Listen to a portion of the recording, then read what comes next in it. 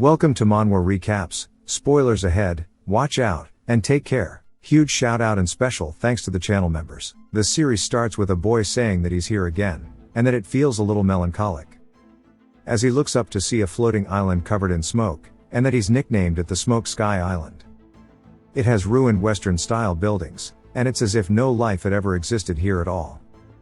He spots something, and as he gets a better look, he sees a human shadow, and a man in a firm voice tells him to go ahead and come down, as he shall wait for him at the edge of the abyss. As his eyes begin glowing, the boy feels some kind of jolt as he wakes up. Covered in sweat, he is panting, saying that he can't believe he had that weird dream again. And we finally learn that his name is Sora, as he gets told to wake up. He says that he feels like he knows that man from his dream, and the abyss as well. As he's brushing his teeth, he wipes the mirror, and is confused as he sees his eyes watering up. He wonders if maybe he's been studying too much lately or something, and his dad exits the shower, seeing him getting ready for school. His dad starts ruffling his hair, asking if he overslept the day, and he tells him to stop treating him like a kid since he's already 15. His dad then starts flexing his body. Sora then starts grabbing for the mouthwash, and he tells his father that if they didn't live in such a tiny apartment, he wouldn't have to see him naked every day. His father says that when he gets rich, he'll let him live in a bigger house, and he and Riku can have their own rooms. He says that he's been saying that for 5 years now, and his father laughs, saying that life has become a lot easier after Riku had joined the self-defense force. Sora explains that it's been 3 years since his brother has joined the SDF, and the future himself, and then it'll be time for him to say goodbye to this lively life, to his dad who jokes around a lot and is unreliable, and to his mother who comes off as strict but loves them all very much, and that it's comforting to him that they're here. As they go to eat together, the entire apartment building begins shaking violently, and they wonder if it's an earthquake. Sora says that he had always known this peaceful life would come to an end one day, but what he didn't expect was for the way it ended. As we see a giant shadow begin to loom over their apartment building, a tower has formed up from under the ground, piercing straight into the sky, as the tower has now come upon humanity. Sora says that this has to be a joke, and him at this time did not know just how much the appearance of that tower would change the history of mankind as fighter jets were deployed to check it out. But there was something that he did understand, and that was that this tower was somehow connected to his dreams. He could feel it. We then see them on the phone with his brother Riku, who says that it's alright, and that he'll just have to follow the SDF's instructions, then he can return home soon. His brother says that he promises, but with a very weak voice. The family starts feeling stressed out, and Sora says that night is the night that he lost contact with his brother, and the news said that there would be no problems as long as people stayed home. But it was not long until the news also began to stop broadcasting, as the towers began popping up everywhere around the world. And now the same information is being played over and over on the radio that they need to evacuate to a shelter. And this was the order they were given. As they start packing their belongings, his mother left a note for their brother, telling him where they were going. As they began making their trek there, they saw so many things along the way, and Sora says that it seemed to be hinting at something. Soldiers were constantly passing by in their vehicles, and they all had expressions of pure despair on their faces, and their vehicles were covered in horrible marks.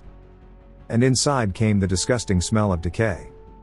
His father asks what's going on in the world, and they finally make it to the temporary evacuation shelter, which is a gymnasium. The shelters were packed with refugees, yet hardly anybody spoke at all. It was as if everybody was just waiting for their deaths. His father tells him to keep moving, but even in this silence, there were people who did make trouble, and they were doing everything they could to let their presence be known. As we see a guy grabbing a kid's hand, telling him to give him back his bread, and the kid says the guy already ate his as he points to it in his pocket. He then knees the kid straight in the gut. As people start ignoring the situation, the guy laughs after taking the kid's food, and he says that he's not full yet, and it's surely okay if he takes the bread. The kid, in a pained voice, says it is, and the guy says that until the situation comes to an end, his bread is his. That it'd only be for a few days, and it's not like he's going to die. The kid begins crying, until Sora's dad puts his hand on the guy's shoulder, asking what he's doing in the situation. The guy tells him to worry about himself instead, and Sora's father tells him to give the kid back his bread already. The dude rears back his fist, telling him to shut the hell up, but Sora's dad instantly comes in with a kick to the guy's head, knocking him down onto the floor. Sora's dad gives him the bread, and the kid thanks him. The guy then starts to insult him, only for him to get glared at. The guy clicks his tongue, realizing he can't do anything, and walks away saying that he will remember this. Sora then calls out to his father, and his father tells him not to worry, as he'll keep an eye on that guy. Sora says that even in death, he will not forget that man. As he looks afraid, we learn that his name is Eiji Kagawa, and he's a real piece of shit who took pleasure in bullying Sora throughout his school life. He never caught a break. A man then runs into the shelter, saying that this is an emergency message. Everybody must exit the shelter through the back and get into one of the trucks ASAP. The civilians start asking why. The man says this is confidential, but he apologizes because he can't say. They ask if this is really true, and say first people can't leave their homes for 2 days straight, and then they have to evacuate to a place like this, yet they still say nothing at all. The guy starts getting frustrated, asking what he's even paying his taxes for. We then hear weird banging sounds, and the soldier looks terrified. The soldier says that they're here, and everybody needs to quickly run. The guy asks what he means, and Sora takes the initiative, pushing his father and mother towards the exit. He says that he has a really bad feeling about what's going to happen. The soldier starts putting his hands on the door to block it, saying that he can't stop them for longer, so they need to get into the vehicles immediately. The door gets kicked open as we see a group of armored enemies burst into the room, instantly slaughtering the soldier, filling the room with their laughter, deafening the civilian screams. Sora still wonders what the hell is happening. We see Sora lagging behind as the monsters are now further into the room. His parents turn, seeing him right before they get on the truck. And everybody's still running over as fast as they can, boarding into the back of the trailers. Sora tells his parents that it obviously can't carry any more people, and they need to get on first as he helps them both up. His dad grabs onto his arm, not wanting to leave his son behind, but the other people in the truck say it's already full, and if he's just going to mess around, then he needs to get off. Sora realizes that they are about to kick his parents off, so he must do something, and he decides to run away, saying that he'll get on a different truck. The next one he finds is full, and so is the one after that too. Until he finally finds one at the very end, and he sees someone else instantly get into it. He starts to climb up and is struggling as someone sticks their hand out forward. Sora thanks him, and then the dude begins laughing, asking if he's really saying that in this situation. Sora looks scared, and we see it's none other than Eiji saying that he's glad he came here on his own, and Sora wonders why it had to be him of all people. Eiji then throws him off the truck, saying that he should die in his dad's place, calling him a piece of trash. As he starts to fall over onto the ground, he says that it's over. The civilians start trampling over him, and he says that he doesn't want to die yet. He curls up into the fetal position and holds onto his head, and he begs for somebody to please help him. He starts to see the silhouette of someone standing in front of him, and it's the guy from his dream. Sora recognizes him. The guy again with his eye glowing tells him that he's going to be waiting for him at the edge of the abyss. Sora then opens his eyes in an unfamiliar area, wondering if it was all just a dream just now. But better yet, where he is. We see a weapon raised into the air, and it strikes down right in front of his head. His eyes instantly fill with dread as we see a goblin went in for the kill. Sora now running, asking where his parents are and why he's the only person here, saying that he might be in hell, wondering if he's dead. The goblin throws his axe at him, cutting his cheek. Sora sees some debris on the ground, but still is panicking, asking why the monster won't leave him alone, and he realizes that he has no choice but to try to fight. As the goblin starts to run in, Sora makes a mad dash directly towards the rocks. He tries collecting his thoughts as well, saying that the tower appeared out of nowhere, Eiji threw him from the truck, and then he met the mysterious old dude, and now he's here about to be turned into this goblin's little dumpster. But he can't put aside this feeling of rage he has, and he starts screaming while holding onto the rock, charging at the goblin, and we don't get to see it, but he off-screens it, saying that he has survived. Up close, he says this looks like something straight out of a game, and he wonders what's next, and he wonders what's with this black text on its chest, saying that it might be its rank, and we see it has the Roman numeral of 1. The ground then begins shaking, causing him to panic more. As a black crystal starts to come out from the goblin's chest, Sora looks down at it and wonders what's going on as its bones are also now a purple color, and it starts floating out. Directly in front of his chest now, Sora starts to get a weird feeling as it shoots straight through his sternum, and he wonders if this is a bad thing, but lightning starts to form from the scar on his cheek, and as his wounds are healing, he says that's not the only thing, but he also feels much stronger, and he wonders if he leveled up just like he would in a game. He grabs the goblin's weapon, saying that there might be more of these things on this island, and it would be better to scout around so he doesn't get jumped. As he goes all around the island, he says that he ended up doing a full lap, but there were no monsters or paths that he could take. He looks off towards some ruins, saying that if he wants out, this is his only option. As we see some stairs leading down to the bottom of the island, he walks over towards them and looks scared as he leans over the edge. He says that it's just like the Smoky Sky Islands from his dreams, and this looks really bad. He slowly makes his way from step to step, saying in games terrain like this is prime monster territory, and they might be waiting around the cliff to bump him off, and he would respawn if it was just a game, but he's not going to test whether or not he can respawn. Finally, he says that he made it as he sees the end of the stairs leading into an entrance. He slowly peers inside as he makes his way in while being cautious. There is a lit torch in front of him and some kind of text below it on a tablet. Sora says that he has never seen characters like this before, yet they just seem to be flowing into his brain. It reads, "The fragments belong to the bearers. By acquiring all of them, one shall earn the right to leave the abyss." He says that means he must be in the abyss, and he has to collect all of the fragments to get out of here. He smiles, saying that at least he has an actual goal. Now he actually feels pretty motivated, since it's clear what he must do. Thinking about it calmly, the monster he fought wasn't even that strong, and as he starts to go to the next area, he says that he's sure that he'll be able to handle what they throw at him next. As he pushes through the gates, he sees a bright light, and he says that the first layer of the abyss was an area of 900 square meters. The number that was carved onto the monster's body was 1. The second layer was 1,800 square meters, and one of the monsters had 2 carved into it, as we see wolves. The third layer was 3,600 square meters, and of the 4 monsters, which were these little snakes, had a 3 on it. The fragments are only in the bodies of the monsters bearing numbers. These fragments are the key to enter the next tier, and the higher the number, the stronger the monster becomes. I wish we didn't get this montage sequence, but instead, it was a little more fleshed out. But he says that there's something more concerning. The area doubles in size every single time he goes up, just like how the number of monsters double as well.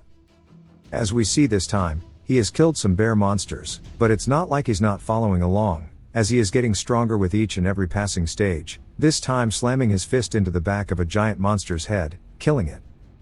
As he ascended the layers, the variety of monsters continued to increase, with each and every new area that he unlocked.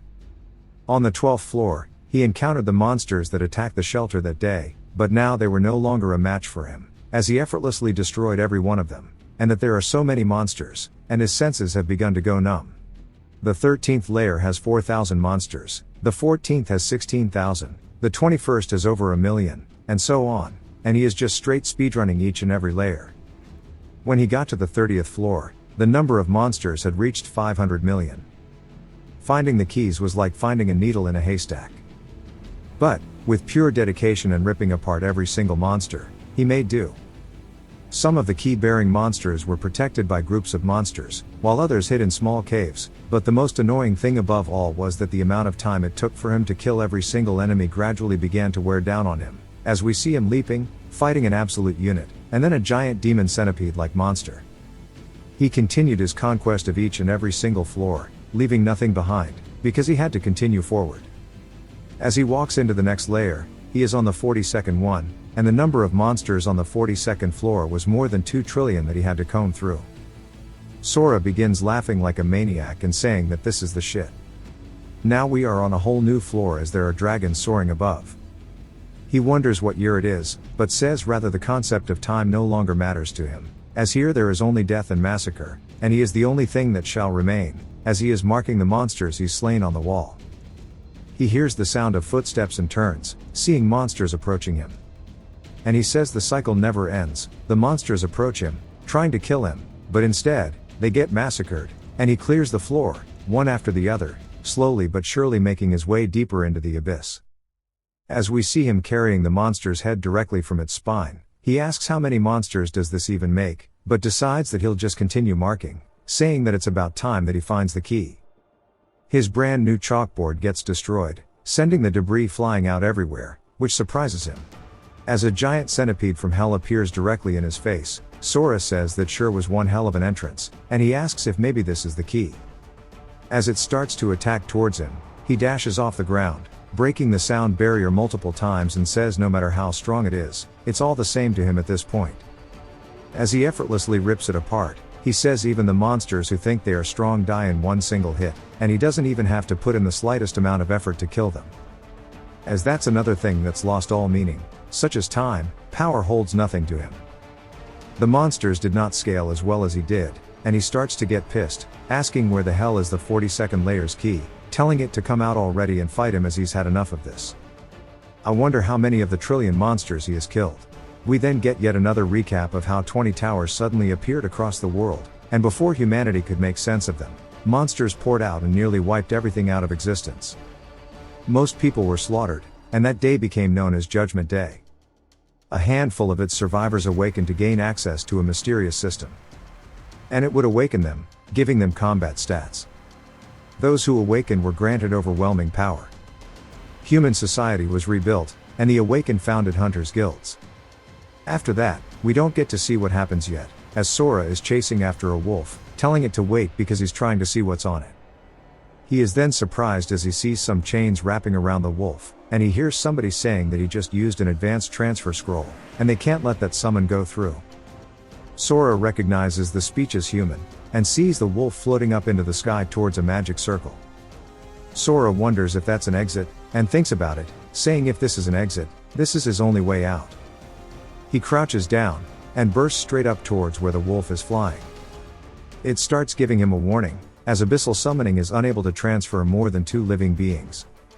It happens over and over, and Sora says that he won't let anybody get in his way, and he locks in, finding the wolf, dashing straight towards it. Back to Earth now, in a graveyard we see a girl panicked, running away. Why the hell is she in heels? She says that she has to shake them off quickly, and we are introduced to Usonozaki. Her foot gets stuck in a vine, and she starts to fall face first into the dirt, and lets out a scream. Again, why the hell is she in heels? She says that this is bad, and she starts sweating nervously, and someone else says what a pain, and they tell her to just hand over the advanced transfer scroll already, as she is getting parked. The druid is named Ika, a level 34, and the mage says that a level 60 scroll isn't something a level 19 like her can handle. The swordsman Choji, level 35, tells her to hand it over, or else he won't show her any mercy. Ika tells him not to kill her, and Sonozaki says that hunter-on-hunter combat is forbidden, and they are breaking the rules. The barbarian level 38, whose name is Shosei, asks what she means by rules, and licks his lips, saying that he makes the rules here, and stabs his sword directly in front of her face. He tells her to give them the scroll, and he might let her keep all of her limbs. She says that they shouldn't corner her any further, and Ika realizes that she is going to use the summon scroll, telling them to stop her. Shosei starts to get pissed, calling her a bitch, and he swings his sword towards her, saying to hand over the scroll already. We see his sword only come into contact with the ground, as she is teleported out of it. Sonozaki says that if she's going to die, she might as well drag them with her, and she begins to activate the scroll. They say it's a forced summon, and Ika says that no one can control an advanced monster that's dragged in like this, and they're done for. They do their best to try to charge in to stop her, and Sonozaki says that they're going to die with her. As lightning starts to form in the sky, swirling down, striking directly in front of her, starting to open the rift for summoning. They all begin to sweat nervously, saying that this isn't looking good for them. As the beam gets brighter and brighter, we see the chains from the abyss start to flash into the ground. And they say that it finally appeared, as we see it's only a level 3 Cerberus. They start laughing, saying they really were scared of this, and they throw it a bone, calling it cute. Sonozaki wonders why this is all that came out of her summon scroll, only for a hand to burst through it, as Sora appears ripping the monster in half, sending it flying. They start freaking out, saying that he's a humanoid monster, and Sonozaki looks up, scared as well, and Sora says that he finally made it out. He starts screaming with laughter, saying that he can't believe he actually managed to escape that place. He continues laughing as they all watch. Shosei says that just hearing that laughter made his whole body freeze up. Aika as well asks who the hell this is because his pressure is no joke. Sora notices her, then approaches her, moving insanely fast to the point that he leaves his afterimages. He starts to smile while looking down at her, then grabs her shoulders asking if this is Earth. She says of course it is, and he says that he's finally returned. Then he asks if they're all cosplayers or something, and they for some reason charge directly at him, telling him not to underestimate the Tiger's Roar Guild and go to attack him. Shosei and Choji's blades break on mere contact with Sora's back. He turns pissed, and Shosei calls him a monster. Sora stares at him, and the word monster starts echoing in his head as he sees him as an orc. He grabs Shosei by the throat, telling him to show him his number. Shosei asks what he's talking about, and then Sora snaps out of it realizing that he was mistaken and drops him. Shosei starts screaming and even straight pissed his pants. The rest run over, and we figure out that Shosei is their boss. Sora tells them to all get lost, and there was even an extra rogue there. Bro was useless. For some reason he just lets them leave, and Shosei does the typical third-rate line of "I'll remember this." Sonozaki says that his power is incredible, but his scars look awful, and she wonders who he is, saying that he can't be a monster summoned from the abyss by her scroll. Sora asks how many years it's been since the towers appeared. Panicked, she says it's been 5. He asks if this is really Earth and what was the scroll that she used, also why she is dressed weird. She then starts to explain that ever since the towers showed up, a system appeared to humans, now here they are. Sora asks if the world's truly changed this much in the 5 years he spent in the abyss. She tells him that S-City was hit by the 7th large invasion, and she fled from there. Sora says that's where he was born, and asks what the state is of the city now. She says it's been completely destroyed, but strong people have been sent there, so they should be able to slay the monsters. Sora asks how he gets there from where they are now, and she points in the direction, and he immediately leaves. She can't believe he's going alone. She says that he sure is a mysterious man, and she needs to tell her sister I bet she is one of the top guildmasters. It then jumps to elsewhere with the third-rate villain gang, and something lands directly in front of them, shattering the ground. They ask who he is, and they say that they can sense his presence on them all, and that they will only give him 3 seconds, and they need to know where he is. They all start to feel terrified, but for some reason Shosei he asks if he's kidding, bro has no brain. They then get ripped apart in a second, and it jumps to their guild's headquarters. A woman says that there are no signs of life from the party of 4, and the whereabouts of Sonozaki and the scroll are unknown. A man calls her trash and breaks his wine glass. He says that he can't believe that the men she recommended can't beat one level 19 summoner, and that the signals all went out at the same time. He says he can't believe they were all killed in one hit as well, and he is level 118. His name is Richt Mukai. He tells someone else to go find out who did it, and to capture Sonozaki and make her explain herself. They say yes sir, and Mukai says that he'll kill anyone who lays his hand on his men. He then spots Sora leaping up past his window. He says that the smell of blood is incredible, asking who that was, and that he's heading towards a fallen zone. He says that this invasion is on a whole other scale, and there's no doubt that there are big forces in play, and that the tower that had been sleeping for 5 years is finally making its move. He then orders that all of his search parties need to fall back as this is an emergency. Sora continues heading towards the city until he finally reaches it, seeing it in ruin. He says in the 5 years he was stuck in the abyss, this place has turned into hell, but in the abyss, he who was weak and struggled with a goblin at first, slowly but surely, with each and every floor, progressively got stronger, and with his senses numbed, he nearly became a beast himself as he ate the monsters he killed. But the thought of his family kept him going. The monsters he once feared are now small fries, and he hopes that his family are safe at the very least. He says that S-City used to buzz with life, and now it's a wasteland. Every building shredded like the aftermath of a massive quake, yet they are all still standing. Weird. Still, there's no trace of monsters killing anyone. He says ever since the people were evacuated, nobody's supposed to live here. He grabs onto the door handle for his house, rips it straight off the hinges, and is surprised. He then slowly enters his home. He says that he knew the place would be empty, but he came anyway. After all, this place is full of happy memories for him. He then sees a letter on the table, asking what that is. It's his father saying that everybody says that Sora's dead, but he and his mother refuse to believe it.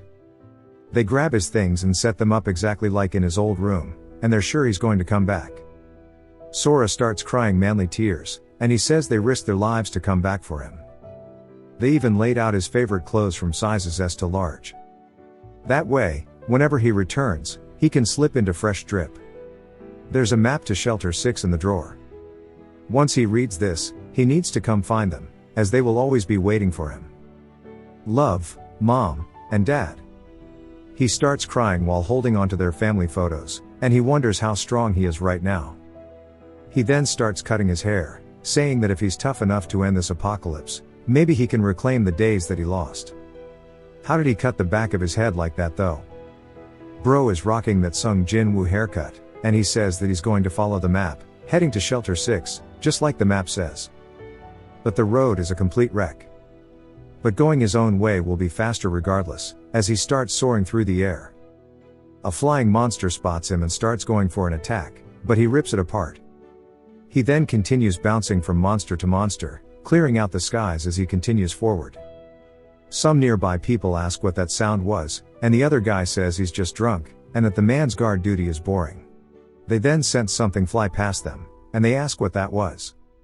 The dude says he couldn't see it, and someone else says that he got it on camera. And they spot it, and he got an image of Sora soaring through the air. They then hear a woman yelling, telling nobody to get any closer, and that she only came to look for food. As she starts to get surrounded, they say that it's been a while since they've seen a woman, and the dude begins drooling, saying that they're good guys, and they'll take very good care of her. She says no, and they walk up, spreading their legs, telling her not to be scared, as he's going to be gentle, and that it would be a shame not to enjoy a body like hers as he starts grabbing her chest. Sora says some things never changed, and calls them trash. They ask who's there, saying that he's not going to get off easy if he butts in, and he tells his men to get them as they start charging towards Sora. Sora starts to release sheer wind pressure. He immediately goes in, slapping the hell out of one of them, and bro is probably dead. As the other guy comes in with his sword, Sora dodges beside it with the minimal required movement, grabbing onto his arm. He then knees the dude straight in the face. Mr. Molester asks who he is, saying that he's part of the Tigers War Guild. Of course, he is. Sora then says his name, and it's Eiji. To be honest, I didn't recognize him, my bad. He asks if he's already forgotten the face of the guy that he killed. He says there's no way, and recognizes him, and starts to crawl away, saying that's impossible. As Sora begins releasing hell of pressure, Eiji asks how he's alive, telling him to stay back. Sora laughs, and grabs him by the throat, saying that's right. He crawled his way up from the pits of hell, all because of him, and now it's his turn to go there, as he starts digging his fingers into his throat. Sora says that he's going to tear off every shred of dignity he has, and this is his power now. He hears multiple voices in his head, saying that they need to kill him, and that since he's the strongest, he should bend everything to his will. Sora says that all Eiji has ever done is torment him in the past. All he felt was humiliation and helplessness, and today he's going to give it all back. He remembers when he asked Eiji why he bullied him, and he says that it's because crushing him feels so damn good. Sora then snaps out of his rage, dropping him. Eiji begins coughing while grabbing onto his throat, and Sora says that he can't become the same as him. But if he leaves him be, he knows how bad that would be. Because he almost raped that woman, and more people would die if he leaves him alive.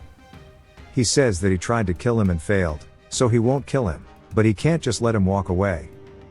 Eiji asks what he's planning on doing. Sora says that for the 2 years he made his life at school a living hell, he'll give him one punch. For him constantly terrorizing the weak, that'll be another. For him trying to kill him by pushing him off the truck, that will be 2. If he takes 4 blows from him, they'll call it even.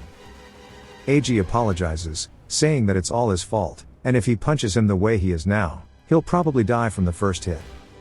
Sora picks him up, telling him not to worry, and starts to rear back his fist, and hits him straight in the face, saying that he'll go easy on him. He then goes for the second punch, and we see his 2 boys are standing up now.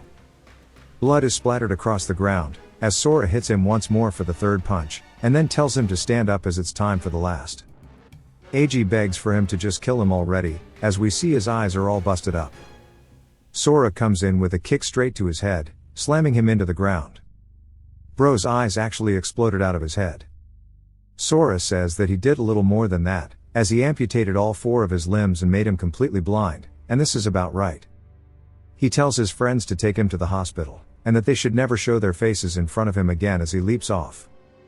He says the cleanup is done, as it's time for him to get moving, and he wants to continue heading to Shelter 6. Elsewhere at the S-City buffer zone, we see some guards saying that they'll be on wall watch duty. And they are talking about how, at least out here, they don't have to actually fight monsters.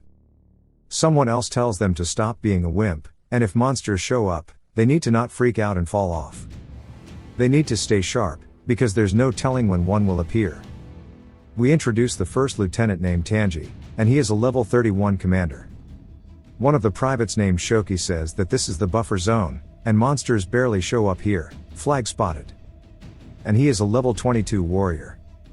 He says that they'll be fine as long as they stay alert, only for him to die in the legit next panel. They say that a monster has appeared. It is called the Child of Kraken, and it is a level 45 shell-type monster. They start to get into formation, firing towards its shells, but the bullets deflect off. The monster gets pissed, and they realize that the weapons aren't working because of the high level difference. They ready themselves for its attack, and Tanji tells them that they all need to spread out. The first guy gets cut in half by just the first swing.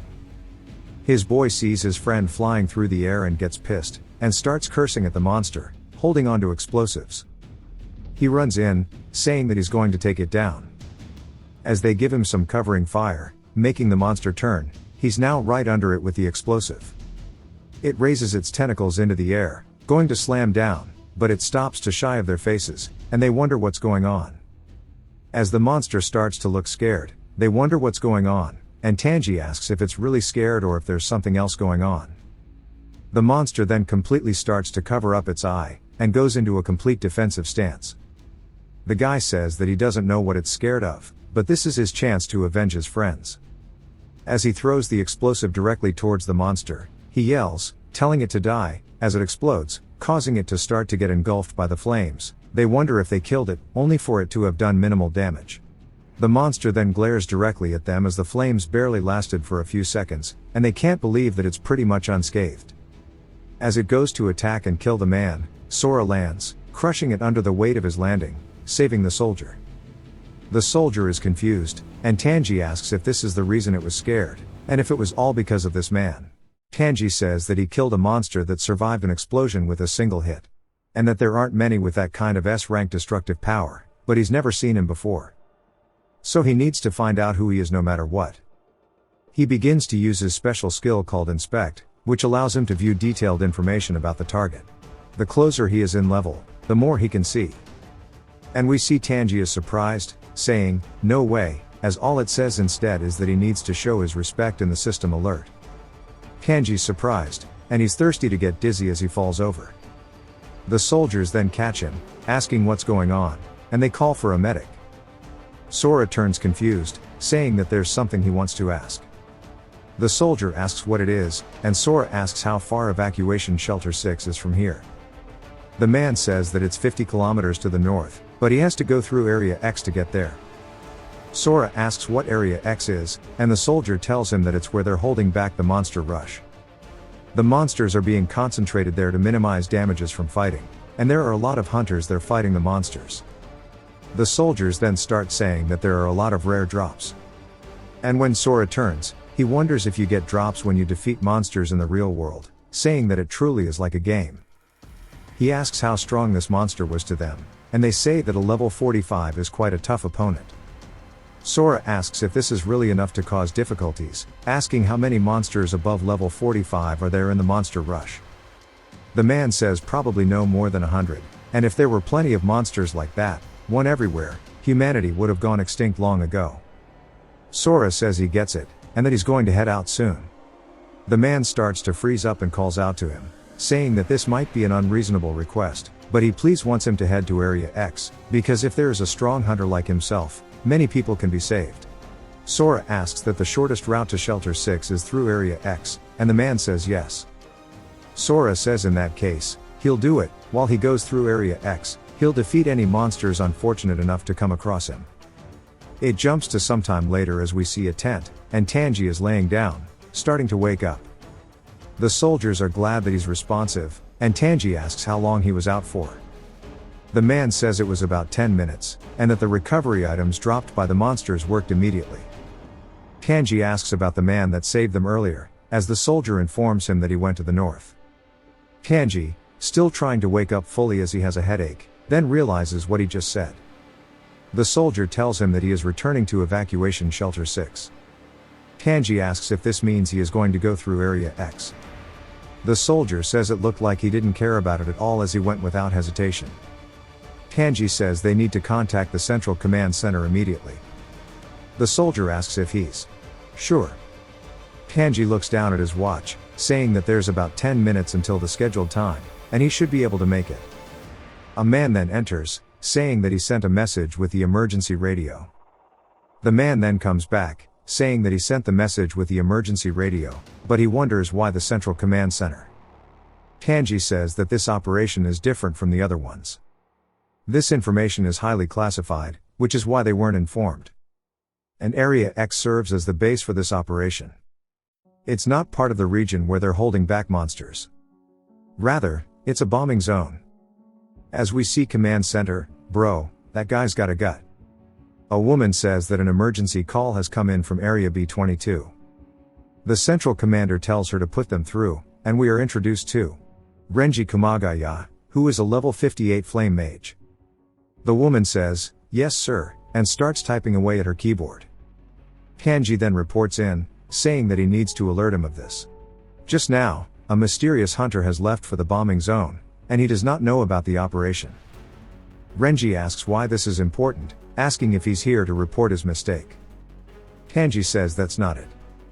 He believes an emergency broadcast to inform him of the bombing is in order. Renji goes to scold him, but Tanji decides to just get it over with, saying that he's very strong and they can't have him die like this. Renji asks if he's a strong hunter, wondering what his level is. Tanji, panicked, says that he doesn't know. Renji sighs, saying that a hunter whose level is unknown didn't follow the rules and went into a bombing zone, and he wants him to do an emergency broadcast for him. The woman says that he'll probably be dead before the message even goes out. Renji starts laughing, saying that she may not have a brain, but she sure does have a talent for comedy, and it looks like they haven't been taught enough to be able to stand on their own. He leans over towards a blonde woman, saying that's not really his place to interfere with her subordinates. But if he reports to the higher-ups that she's obstructed the operation's progress, she will be held accountable. She asks if he's really going to drag his own people down when they're facing such a powerful enemy. We are introduced to a woman who is the Western commander named Mia Tanasaki, and she is a level 73 golem tamer. She calls Renji an idiot, saying that Tanji, who's trained so carefully, is trying to save a complete stranger, and it must be pretty important, and she wonders how powerful that guy is. Tanji looks anxious as Mia begins thinking about it. She calls out to Tanji, saying that she trusts he has no intention of interfering with her plans. But if he cannot give her a reason that's convincing enough, she will personally put him on a military tribunal. Tanji panicked by her reply, and she continues saying that would surely be satisfactory for Renji too. Renji clicks his tongue, and he tells Tanji to give them a reason that they can accept. Tanji says that the person has slain a level 45 baby kraken in a single hit. Mia is surprised, saying that he's even more powerful than an A-rank hunter, asking if he could be an S-rank hunter from the military. Renji says that's impossible, all S-rank personnel are out on missions, and there are no confirmed signals from B-22. She asks why he doesn't know his level, saying that he should be able to see with his inspect skill. He says that he was unable to see his level with it. This hits her pretty hard. He says embarrassingly after he used his skill on him, he lost consciousness because of an information overload, which means that he's at least over level 100. Renji starts to look a bit more serious, and he thinks about the situation. He anxiously taps his finger, saying that this kind of strength is rare, but that's not a reason to stop the operation. The Eastern commander named Nobuo Yuasa says that they cannot abandon their military responsibilities for such uncertain reasons. He is a level 44 rock mage, forgot to say it earlier. Nobuo continues saying that thousands of troops from 4 different corps are involved in this operation, and there's enough troops to completely surround the bombing and buffer zone. The original plan was after the bombing for the scattered monsters to be taken out by the soldiers stationed in the garrison zone, but if an emergency broadcast is made, the monsters will react to that sound and rush all into one place. If that were to happen, the area would fall in an instant, and tens of thousands of soldiers would lose their lives, and saving one in exchange for that makes no sense. Even if he were an S-rank hunter, it would be a risk they could not take, and he's sorry. Kanji just looks mortified because it's all technically his fault. While Mia is sitting there thinking about something, she says that if that's how it is, she has to reject his request. It cannot waste the efforts of so many people for the sake of one man, and that the decision is final as they hang up the call. He looks down at his phone, double-checks it, and is completely shell-shocked. He then tightens his grip, and is just frustrated in himself. His men tell him that he did what he could have, and he lets out a big sigh, saying that what matters is the bigger picture. The soldier looks down, spotting his keys, and takes them off of his waist. Tanji asks what he's doing. As the man runs to the car, Tanji tells him to get back before the bombs start. The man says that there's still 6 minutes, and he has time. Turns out that this guy is Shoki. I honestly thought that he was the one who died earlier. But turns out he's a Chad as he starts whipping the car away, driving at full speed directly towards Sora. Tanji's other men ask if they should bring him back, and he says that it's fine, as he's made his decision, and he's sure he knows what he's getting himself into. Shoki says that he has to make this in time, and we see him looking anxious. What he did not know at the time was that the man he was trying to save would become the hope for all of mankind. But we knew this because he's our main character. Shoki says that he's lost his trail and he wonders where he went. And he's headed on the fastest path there. If he still can't find him, that means he's moving faster than his vehicle. He's almost at Area X, and if he blasts the loudspeaker, he should be able to hear him, but doing that will tip off the monsters as well. He now has barely over 2 minutes. He decides to go forward as he reaches towards the speaker. He takes a deep breath and hesitates as he continues driving forward. He tells himself that he's a disgrace to the army, and then resolves himself to finally do it. He yells, telling Sora that he is the soldier who he helped earlier, and that this area is about to be bombed, so he needs to evacuate immediately, and he starts repeating this over and over. Sora hears this, and as we see him, we see that he's just finished a fight.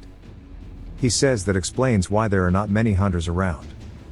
And he looks down at his hands, saying that the monsters themselves aren't much of a threat either, but he doesn't know if he can survive the blast heat, and he should avoid pointless risk. And that soldier risked his life to come all this way just to warn him about the bombing. He can't let him die here. Shoki wonders if he reached him or not, and with 30 seconds left for the bomb, we see dragons flying overhead. They land directly in front of Shoki, and he says that he really did attract them to him, and that he needs to get away immediately. He starts flooring the gas, but realizes that Sora is still out there. A monster's corpse then lands directly in front of his car, stopping him from leaving, and Sora taps on the window. He rolls it down, and Shoki is just glad that he's alive. Sora asks what he means about the area being bombed, and Shoki looks down at his timer, and it is now time for the operation to begin. He yells, saying that they're out of time, as we see jets fly by, dropping missiles. The entire area starts to get bombarded, and we see a monster with some kind of shield blocking the bombs. Shoki is just screaming as the debris starts flying directly towards them. Sora stomps on the ground, causing it to break upwards towards him, and he deflects the debris with an earth wall he created through pure strength. Back to the command central. The woman from earlier calls out to Renji, saying that the bombing has now been completed. He says that they need to use the drones to assess how many monsters they've taken down, and where the survivors are headed. She says that the drones aren't detecting any signs of life. He's surprised, asking where the monsters that escaped have gone to, and she says that the monsters are all still inside the bombing zone, and the ones at the center of it are completely unscathed. Renji is surprised, saying that they can't be. Even Mia is surprised. She asks about the drone feed. The girl starts pulling it up, and as it starts to appear on their screen, we see a drone that looking at the monster from earlier, who has a shield. And they say that this is how the monsters made it. What they spot by them is actually a person who also seems as if they might be from the abyss as well. The person then heads straight towards the drone and shatters it. And it's not just him, as other monsters are also starting to destroy every one of the drones, one after the other. We see one squeezing it out of the air. The lady says they've lost all communication with them, and Mia says they said this wave of attacks would be different. But she wonders what just happened, because they definitely knew they were scouting the area with drones. Nobuo is also panicked and says that they need to evacuate every soldier from the garrison area. Mia agrees, saying that they need to fully retreat and hold the walls, but the woman says they're not heading for the walls at all. And everybody is just even more confused, asking where they are going then. She says they are going to Area B-22. And Mia says that's where the mysterious hunter went, so they need to send all of their remaining drones to B-22 now, and they need to find out what stopped the monster's advance. We see Shoki get out of the car, saying that the bombing is over. He can't believe he's alive. He starts laughing at the fact that he survived. Sora says it's too early for him to celebrate. If he's alive, that means the monsters are as well, and they're going to be headed this way. He then glances over, telling him to get down. He helps him dodge something that flies overhead. We see it's actually the drone. And Shoki wonders if the monsters attacked it, as this had never happened before. Sora tells him to save his astonishment for later, as they are now completely swarmed by the monsters. Sora says they are going to make a run for it. Surely he could just kill all of them. I wonder what he's planning. Shoki looks absolutely terrified as that giant monster with the man on his shoulder is level 90. And that there are a lot of high-level monsters all around. He says these are the highest level group in this rush, and their leader is a high level. Yet there's not even a single scratch from the bomb, so it's over for them. And that they're all gonna die here. Sora says they are both unharmed, from the bomb as well. But that's not gonna stop him from just beating them to death. He leaps forward saying that he should go hide in the jeep. As he starts killing the monsters rapidly, one after the other heading straight towards the boss. The boss then starts to swing its weapon towards Sora, which is a giant mace that he catches with one hand. He looks unimpressed, but the boss is just surprised. As its weapon gets pulled straight out and Sora throws it on the ground. He then leaps up into the air and flies straight in towards the boss, rearing back his fist, coming in with a heavy-ass punch, hitting it straight in the head, blowing it clean off. As he is now standing on the shoulder opposite of the man, he looks over towards him. As he and the man stare at one another, Sora says that he could not sense his presence at all. The dude says that he has finally done it. We see that he has these weird tentacles reaching out from his body that start to heal the monster. The man says that he has found him and calls him the seed of the abyss. As the monster's head is now regenerated, he is smiling at him. The man tells him that he is a thief and he should give him back what is his. Sora asks what he is talking about. The man says that for the crime of taking another's power, there is only one way for him to repay, and that is for him to repay with his life. As he starts to summon a bunch of daggers from the shadows, they fly in towards Sora, but they can't even pierce him, and he grabs one to inspect it. He asks if this is really all he has, and if that's the case, he won't be able to kill him. The boss then starts to smack him, and a drone is overhead watching all of this. The robed man then senses it and looks up at it, asking if Odin's raven is watching him, but says that it's an imitation made by the humans. I did have a suspicion that the old man was Odin, guess this must mean it's true. Sora tells the man that if he really wishes to kill him, he needs to come at him more seriously and stabs forward directly towards where the man was standing, but it hits nothing but the boss instead. As the man is completely vanished, Sora is surprised that he disappeared, and the guy says that it sure is disgusting to be watched by vile humans, and that these low-level creations should know their place because they are making him sick.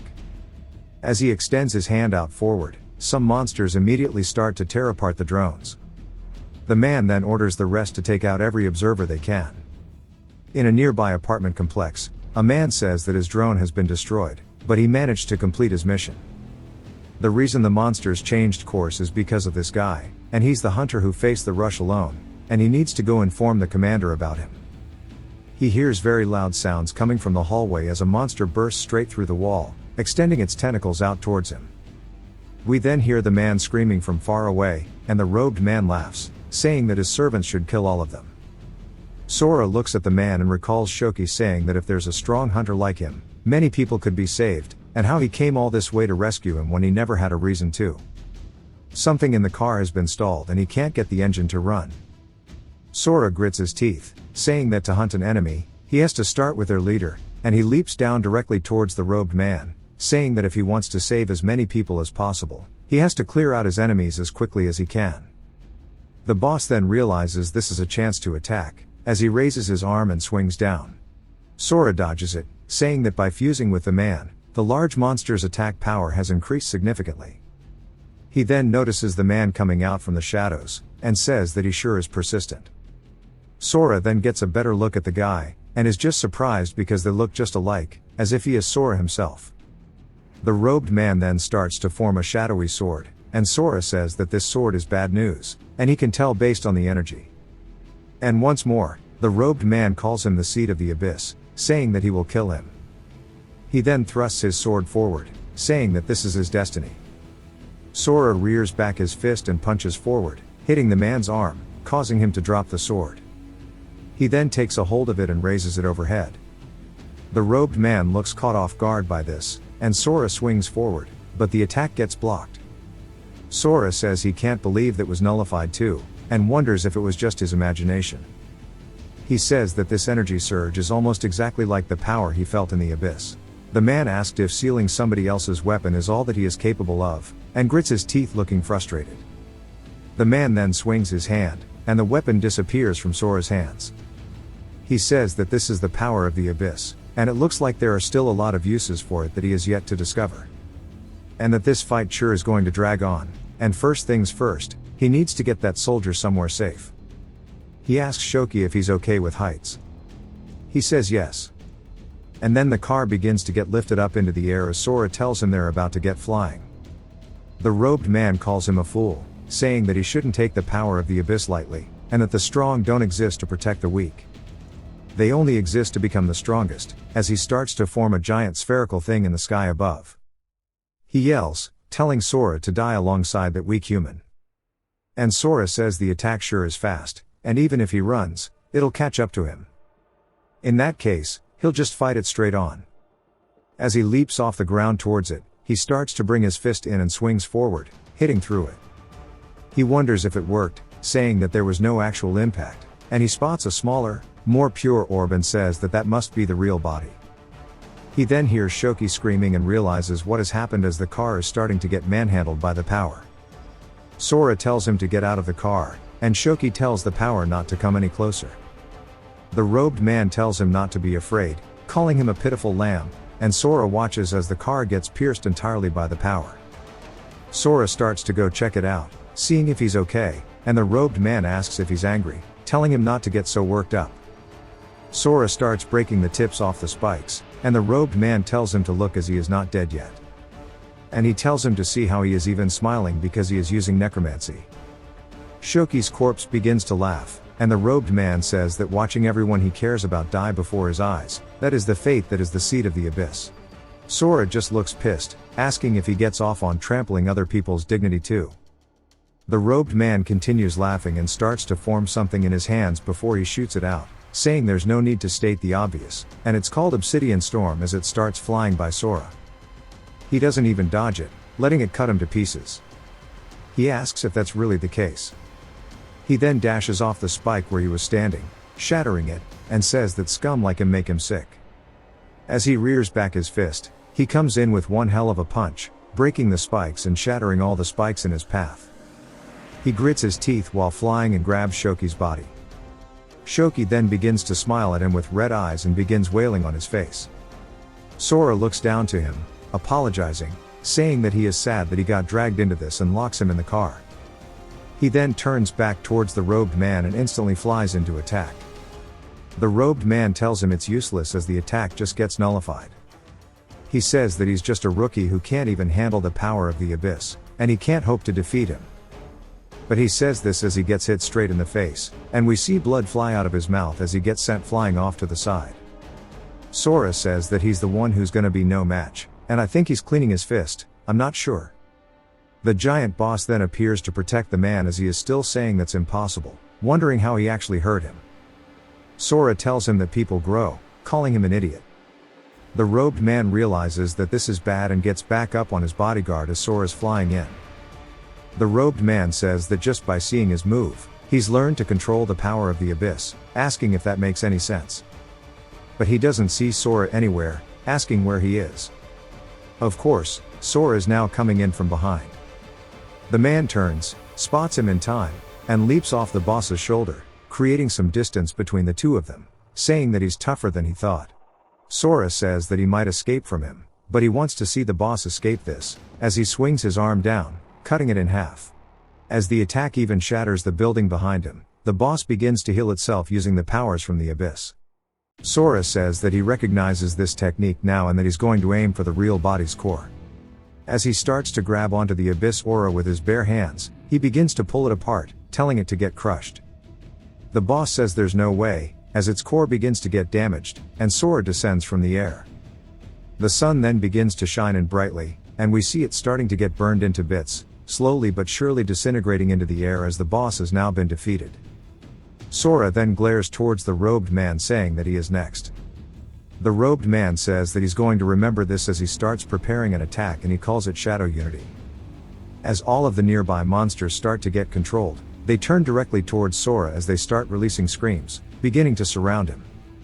Sora still just looks for an opportunity to attack the robed man, but the sheer power he's emanating is keeping him at a distance. But then he's surprised because immediately the pressure is gone, and the man has disappeared.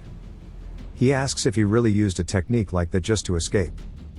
Then he ruined his clothes, which kind of pisses him off, and he's glad his mom and dad's picture is still intact. He walks over to Shoki's corpse saying that this dude probably has a family waiting for him as well. He rips off the dog tag from his neck and then begins to bury him by hand, saying that he'll take at least this back with him. There's no way that this was the end of his meetings with the other man from the abyss, and he absorbed so many of his attacks. But the thought of him saying that all of his loved ones are going to die sure does piss him off. And he can't let him go to the evacuation shelter first because he refuses to let his family get murdered. He starts dashing off saying that he needs to get there as soon as possible, and he's so fast that the sound barrier gets broken. But one of the drones is still intact, laying on the ground. It then starts to hover into the air, and Mia tells everybody that they need to investigate the area carefully and make sure they don't miss a single thing. As they start exploring the ruins, one of her men says that the monsters. But she cuts him off as she already knows because she can see it in front of her that all of the monsters have been defeated already. She tells them to check the drone data and report any and all information. She says there are clear signs of a battle and that the strong hunter that Tanji mentioned not only survived the bombing but also wiped out the entire monster rush. One of her men yells, telling her to check this out, as the SD card on the drone is still in good condition and that they can visualize the data. She walks over, looking at the tablet, saying that she can't wait to see what's on it. She sees Shoki and Sora, saying that must be the hunter that was mentioned before. The soldiers continue exploring the area until one of them enters where the boss died, as we see the building that was split, and he sees the drops. One is a special energy potion that permanently increases the user's magic power. There is also an A-rank weapon and a cube that is unable to be identified. One of the other soldiers asks what he found, and he immediately covers up, saying that it's nothing. They tell him not to lie to them as he leaps down. He asks if this was dropped by the rush boss, as they look like rare items. And taking what he obtained by the unit for himself is a crime, saying that surely he knows what he has to do. The guy looks down at the items, asking how they are meant to divide it. The guy says the only thing he wants is the cube. The dude says no way, a box like this is bound to have a legendary item. The guy grabs his shoulders, telling him not to get the wrong idea as he has no choice. He takes the box as the man walks away laughing, saying he has finally obtained a golem relic. It jumps to evacuation, shelter 6, as Sora lands on a nearby rooftop saying that he's finally here.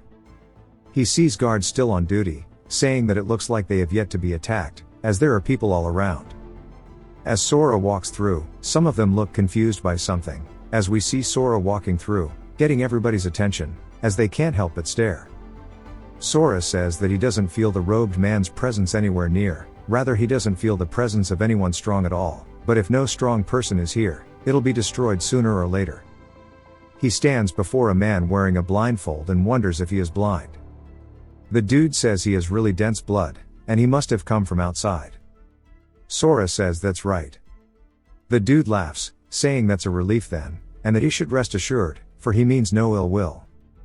He only wishes to buy information about the outside world from him, and it would mean a lot if he possessed the information he desires. Sora wonders if this is the currency they use around here, saying that if it's something he knows, he'll do it. The dude says that he's glad to hear that, and Sora says before that, he wants to ask something. He wonders why a monk is calling him His Excellency, meaning he must be fake. The dude laughs, saying that he's seen right through him, and the outfit is just a hobby of his. Sora asks if this means he's not actually blind, and the dude laughs, and Sora says this dude is troublesome. The dude says that he recently contracted an eye disease and starts to take off the blindfold. Sora says that he can tell even with his eyes covered that that's a terrifying light, and he must have some reason for concealing his power, and it looks like there's a wolf in sheep's clothing hiding in the shelter. He asks what he would like to know. The monk says that it's finally his turn to ask, and he'd like to know what's happening outside. Sora says they've gathered armed soldiers at the walls, and they must be gearing up for battle. He's sure the general public didn't notice this, but he heard explosions, asking if he knows what happened. Sora thinks about it, saying that he's not honestly too sure. He was on an errand outside when he heard a blast from the southwest, and he was so freaked out he dropped his letter and had to use his shirt as a map. The dude asks if that's really so and plays along with him, saying that he's also hiding his power. He thanks him, saying that he's been a huge help. Sora tells him not to mention it, and he can't believe the dude's heading in such a vague direction all by himself. He wonders how many fighters of his caliber are here because he doesn't really want to make a scene.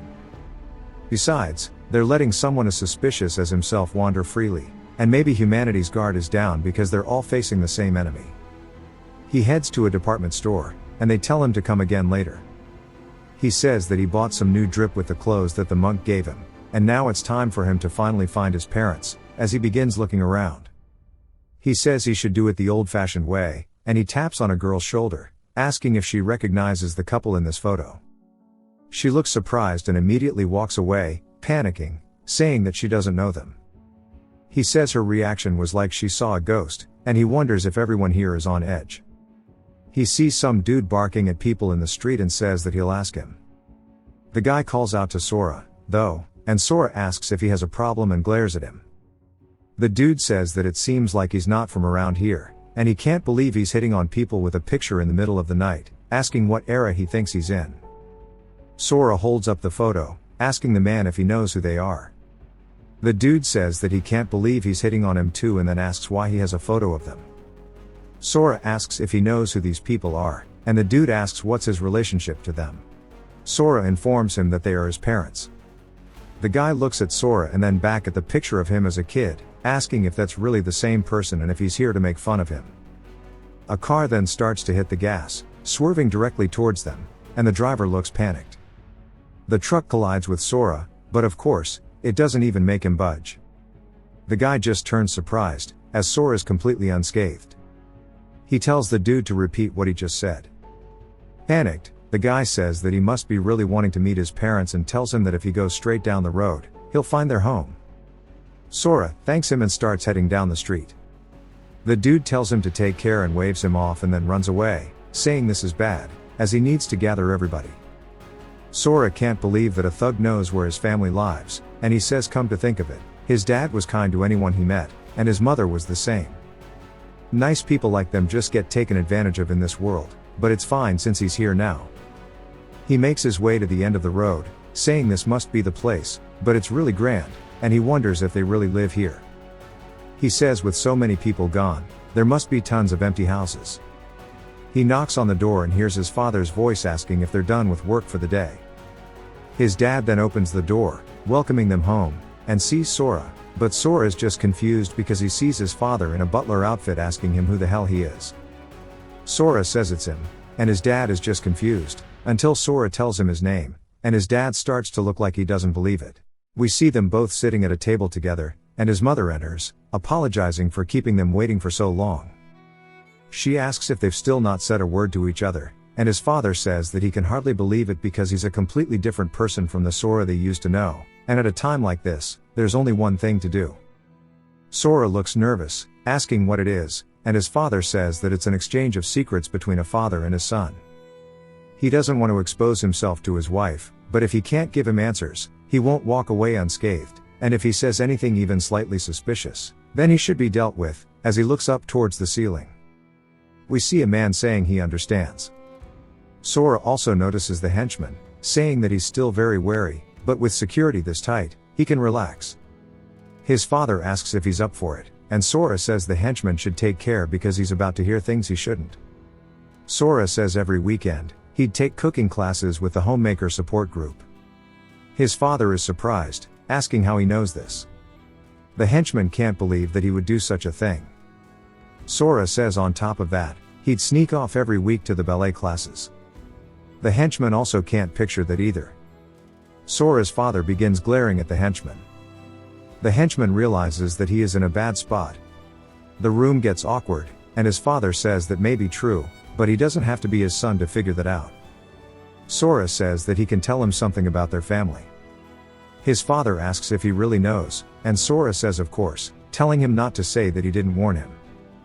His father, sweating bullets, tells him to go ahead, and he points toward the sword, saying that they are just replicas. The henchman wonders what he means, and his father tells him not to be ridiculous, asking if he even has proof. Sora says of course, as he walks over, saying that the hilt has his brother's bite marks on it. The henchman thought that it was from when the family head had his hands bound and he bit down on the blade and killed 38 people. Sora starts to unsheath it, and the henchman says that he talks big, but his real goal is to catch the family head off guard and finish him. Sora starts to put the edge of the blade to his palm and starts making it collapse, saying that it retracts too. His father calls him an idiot and gives him a big hug, saying that he thought that he was dead. Then he starts crying, saying that he can't believe that his son has finally returned, and if only he had known what they've been through. His father says they scoured every landmark for intel on him, and before he knew it, he ended up as a boss, and now that very boss is bawling his eyes out, and this sure is pathetic. Sora then asks to get the dude out from the roof, and the henchman is just surprised, saying that the family head has lived his whole life under a rain of blood, and he's never witnessed anything like this. He can't believe that he saw the family head, who cherishes honor above all, in such a state, and he needs to get out of here before he gets killed. Sora bursts through the ceiling, grabbing onto his leg, and the henchman tells him to wait, but Sora says that his father wants to speak to him. Sitting now very awkwardly, Sora's father tells the guard, who he learned is named Ochiai, that he has the loosest tongue of all the guards. Sora warns him that if this gets out, it will be on him, and Sora's father also agrees while laughing. Ochiai says that he promises he won't say a word, and they start glaring at him. Ochiai says that there's no doubt about it, they're definitely father and son.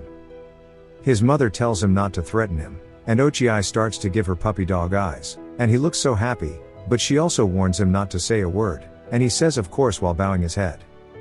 Sora's father says that he's so glad that he didn't talk about him farting or snoring while he's sleeping, and she asks why he brought it up then.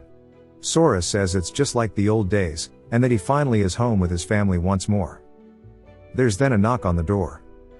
Sora turns as the dude bursts through the door, calling out to the boss, and it's the guy who gave the directions, and he's warning him that there's a white-haired guy looking for him. He then already sees Sora sitting there, and Sora asks if he's talking about him. The guy begins to panic. Then freaks out, saying that it's him. He says that he might be strong, but they have many people here, and we see him shaking.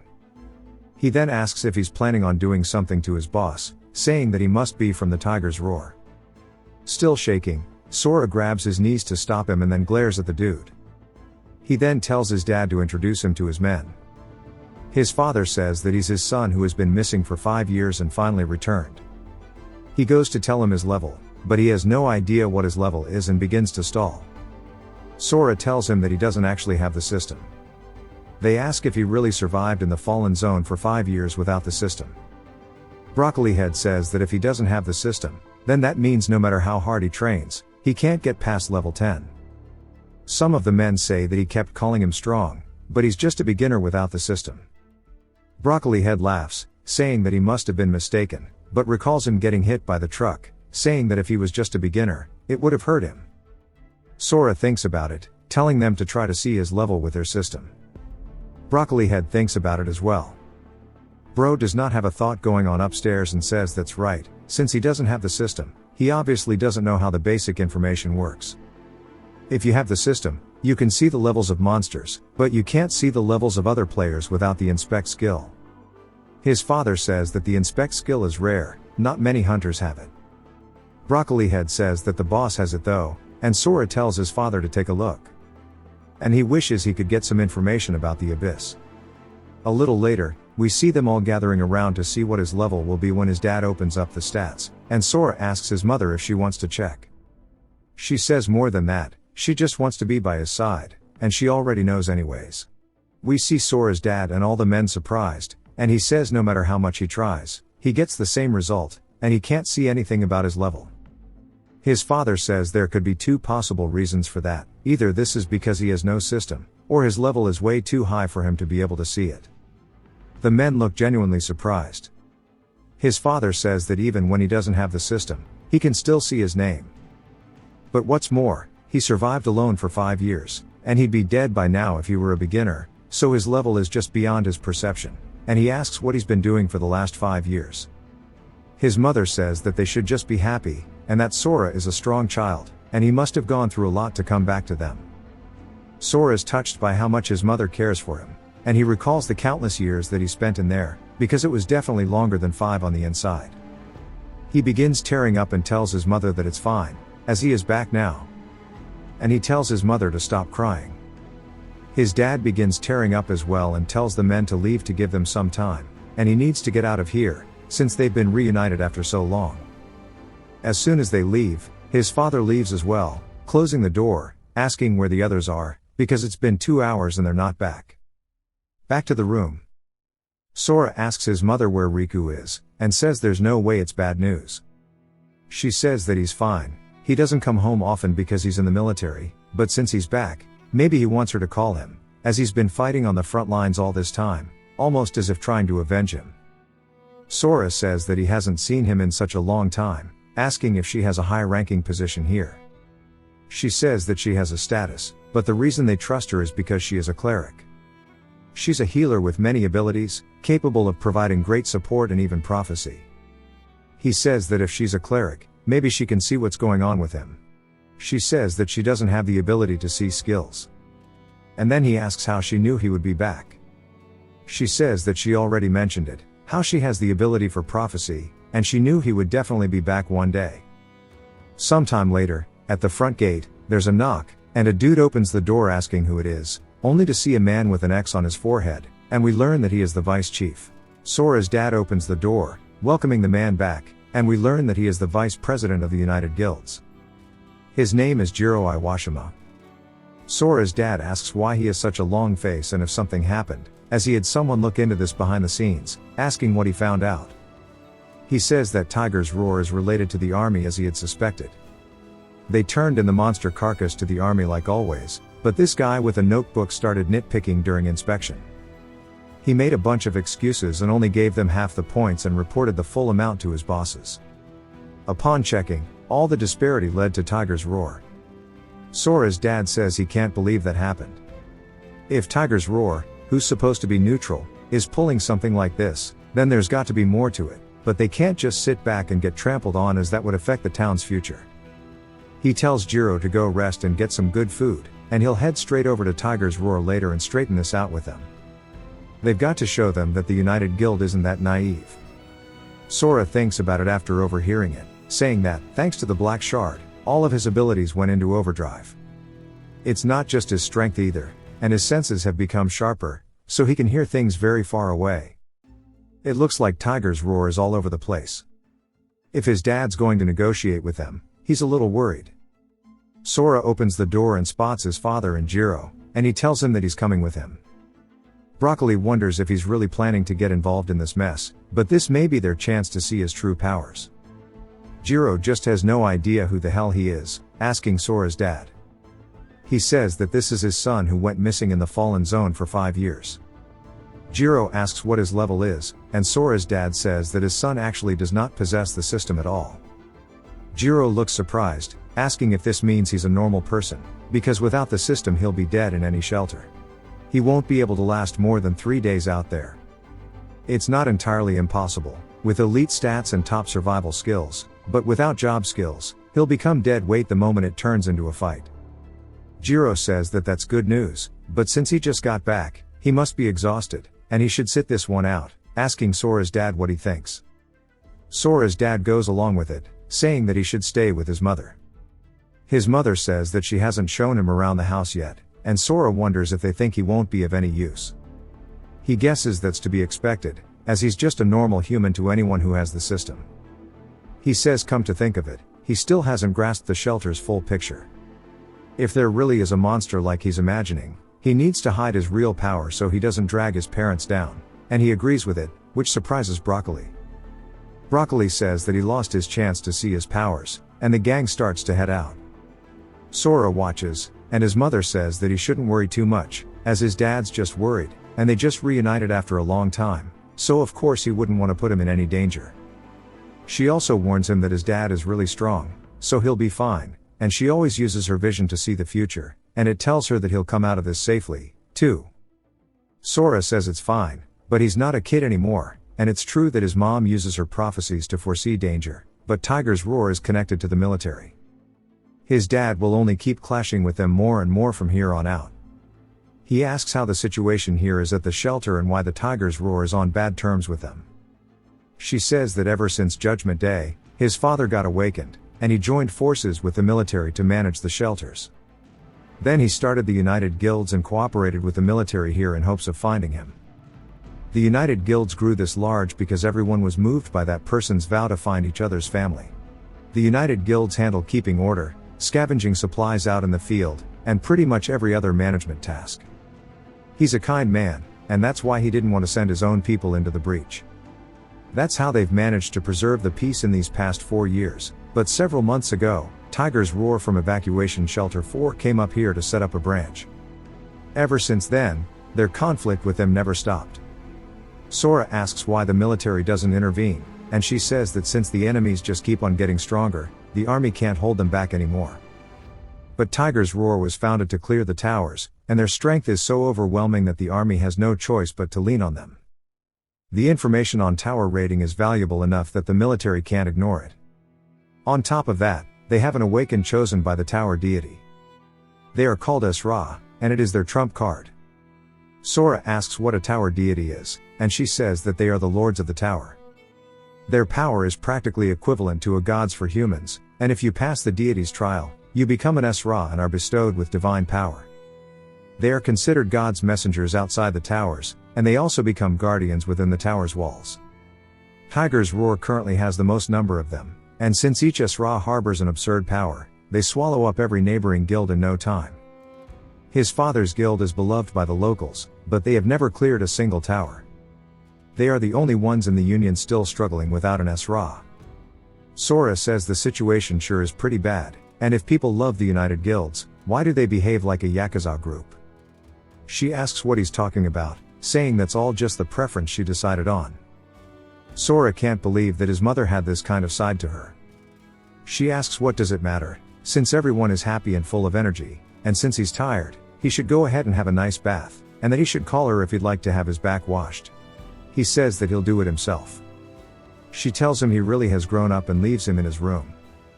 He starts to focus on his senses and says that she's actually gone, and he had no idea the situation was this serious. He still can't help but worry about his father, so he leaps out the window, and his mother watches him do it, saying that she told him to rest, and that children can be such a handful sometimes. We finally learn what Sora's father's name is, as it is Sakuya, and he was heading to the Tiger's War Guild with members of his own guild. Sora was watching from above, seeing that everything but the center is pitch black, and that's a good thing because it's easier to find this way. He spots it, but then starts to feel dizzy, wondering what's going on. He says ever since he was strengthened by the fragment of the abyss, he never even caught a cold. He then hears that guy's voice, telling him that he won't let him run away.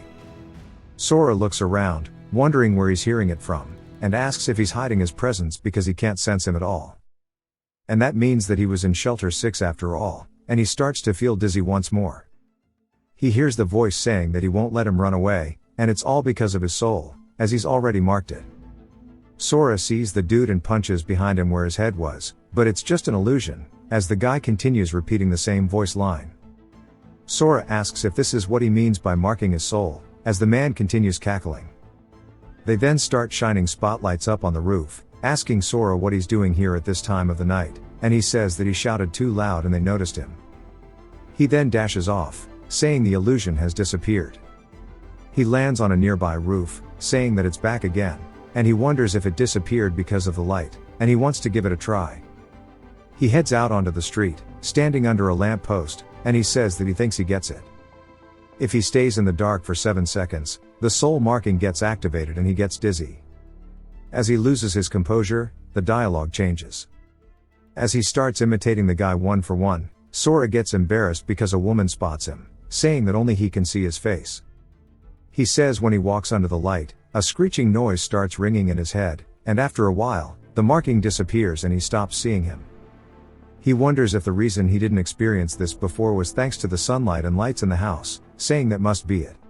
But maybe he can find his location through this marking, and he could launch a surprise attack anytime, so he should keep his guard up, and he needs to find his father. He starts walking around, telling it to shut up as people give him judgmental glares. As he continues walking down the street, a car passes by him, and he says that he doesn't appear when there's light, and it's as his mom said that the United Guilds are no longer of any use to the military, and that his dad could be in danger. He doesn't know how many strong people there are in the shelter, but there's no way a military allied with the Tiger's Roar Guild will be standing quietly, and there's a big chance they'll try to destroy his father's guild, and in that case, he'll protect his mom and dad even if it means killing everyone. He then stops moving, wondering if they can really just go back to the peaceful days they had before. He spots a group of people in front of him, saying that it looks like he's reached the place, and he wonders how his dad will do the discussions. He recalls his father saying that when in conflict with someone, violence should be his last resort, and these are words that his father always told him. Sora says that he understood, and he wonders if he's going to wait until the last moment to resort to violence even now. He is then surprised by something as the men start yelling, saying that it's starting to get out of their way so they can see, as it's been a while since the boss drew his sword. The last time, he left nearly a 20-meter long scar on his opponent, as we see his dad charging up for an attack. His father's eyes then glow red as he calls out to someone named Suchita, telling them to come out and face him like a man, as he swings his blade forward, cutting a building straight diagonally, causing it to explode into tons of pieces. His father sure is a Chad. Jiro is there while the men are cheering, and Sora is just surprised that his dad is so strong. Sora's dad then sheathes his blade. Sora calls out to one of the men, asking if the boss has always been like that. He asks if he doesn't know that the boss is well known for jumping into fights quickly. Sora asks if he doesn't use violence as a last resort. They say that he did say that at first, but back then he still believed the military would fix things. A lot of things have happened since then, and for the military, as long as the hunters are doing their jobs and the civilians aren't starving to death, they don't care about a few fights. They're not going to bother with managing every little fight that breaks out. That's why resolving things with their fists is the quickest way. If you can win a fight, there's no need to talk. And if you can't win, then talking won't help anyway. Basically, hit him first and then talk it out. Sora says that from what he saw of the monk, the strong usually avoid making trouble. Maybe he's misunderstanding it, or does that mean that you can rampage as much as you want if you have as much power as his father? Or maybe that he was just blindfolded for the sake of it. We see the monk watching from above as he's staring at the boss that Sora killed. And we finally get to learn his name, Yukio Shuzenji. He is a level 75 Arhat, and he has an ability called Keen Eye. He says a level 90 boss looks like it's been torn apart without any burns from weaponry. It's scary how there are still so many strong people out there, so they should act with caution. He puts his blindfold on, and his level gets downgraded to 45. Back to the building that Sora's dad just destroyed, a man starts yelling out for him, calling him a bastard, and wonders if he thinks things are the same as when the evacuation shelters were built. Sora's father says that things certainly have changed and that annoying bastards like him appeared and he should have killed him back then. The man asks if he's scared or something, and Sora's dad says that he can't just ignore that as he starts to unsheath his blade once more. The man looks surprised, saying that he's provoked him enough, and the guy he's relying on should come out already, asking if it's still not enough. He begins shaking, calling his dad a coward, telling him to draw his blade, and that he's going to become fuel for Tiger's Roar. Sora's dad then starts to unsheath his blade, charging forward. The man raises his shield, and we even see the image of an angelic woman appear behind him. A man smiles, saying that he took the bait. He yells, saying, "Not one step closer."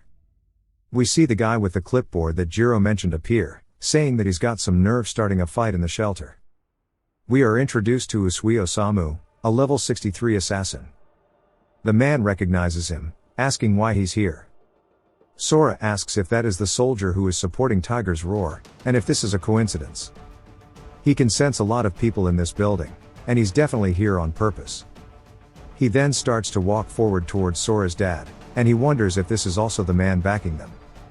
Usui says that according to Article 15, dueling in shelters is forbidden, and that the offenders may be punished with imprisonment of 15 days or even face the death penalty, asking him if they will be following their instructions. Sakuya realizes that this was their plan, to provoke him and then, when he strikes back, to use the law to get him arrested. Then he's not worried about his corruption being exposed, and he can't believe that he's being framed so blatantly. Once he's imprisoned, they can extend his sentence indefinitely and even make him disappear. If they lose him, his guild will be crushed, and the others will be beaten immediately. He wonders how the military is going so far to disrupt the balance, asking if there is some power struggle going on. He doesn't know what he's after, but he can't admit to any crime. He says that he is mistaken and that they were not dueling at all. As someone supporting the United Guilds, he cannot admit to a crime without any evidence. Usui says that these sword marks are clear evidence. Sakuya laughs, saying that he must be kidding him. It might be evidence, but it is evidence that he was trying to renovate the building, not start a duel. Usui says that it seems like he still doesn't understand. It's not up to him to decide that. It's up to him, and if he say it's evidence, then it is. The moment that he stepped foot in here, he had already lost. We see men on every single floor pointing guns at them. They are copy-pasted. He tells him to obediently submit himself or be arrested. Sakuya looks surprised. The men start calling out towards Sakuya, telling him not to lose. And if they're up for it, then they should just take care of them. Sakuya tells them to calm down, and since they're within range too, the men won't fire. Usui starts laughing. Sakuya says that at level 63, it's going to be a little tough, especially since he's a fast opponent like an assassin. But if he takes Tsuchida hostage, they can get through this. He starts to unsheath his blade, and both Tsuchida and Usui say, "Here it comes." Tsuchida casts Sword Shield, saying that he can't be the weak link, and that an agent's defensive skills are different from other classes. He can analyze a lot more about incoming attacks.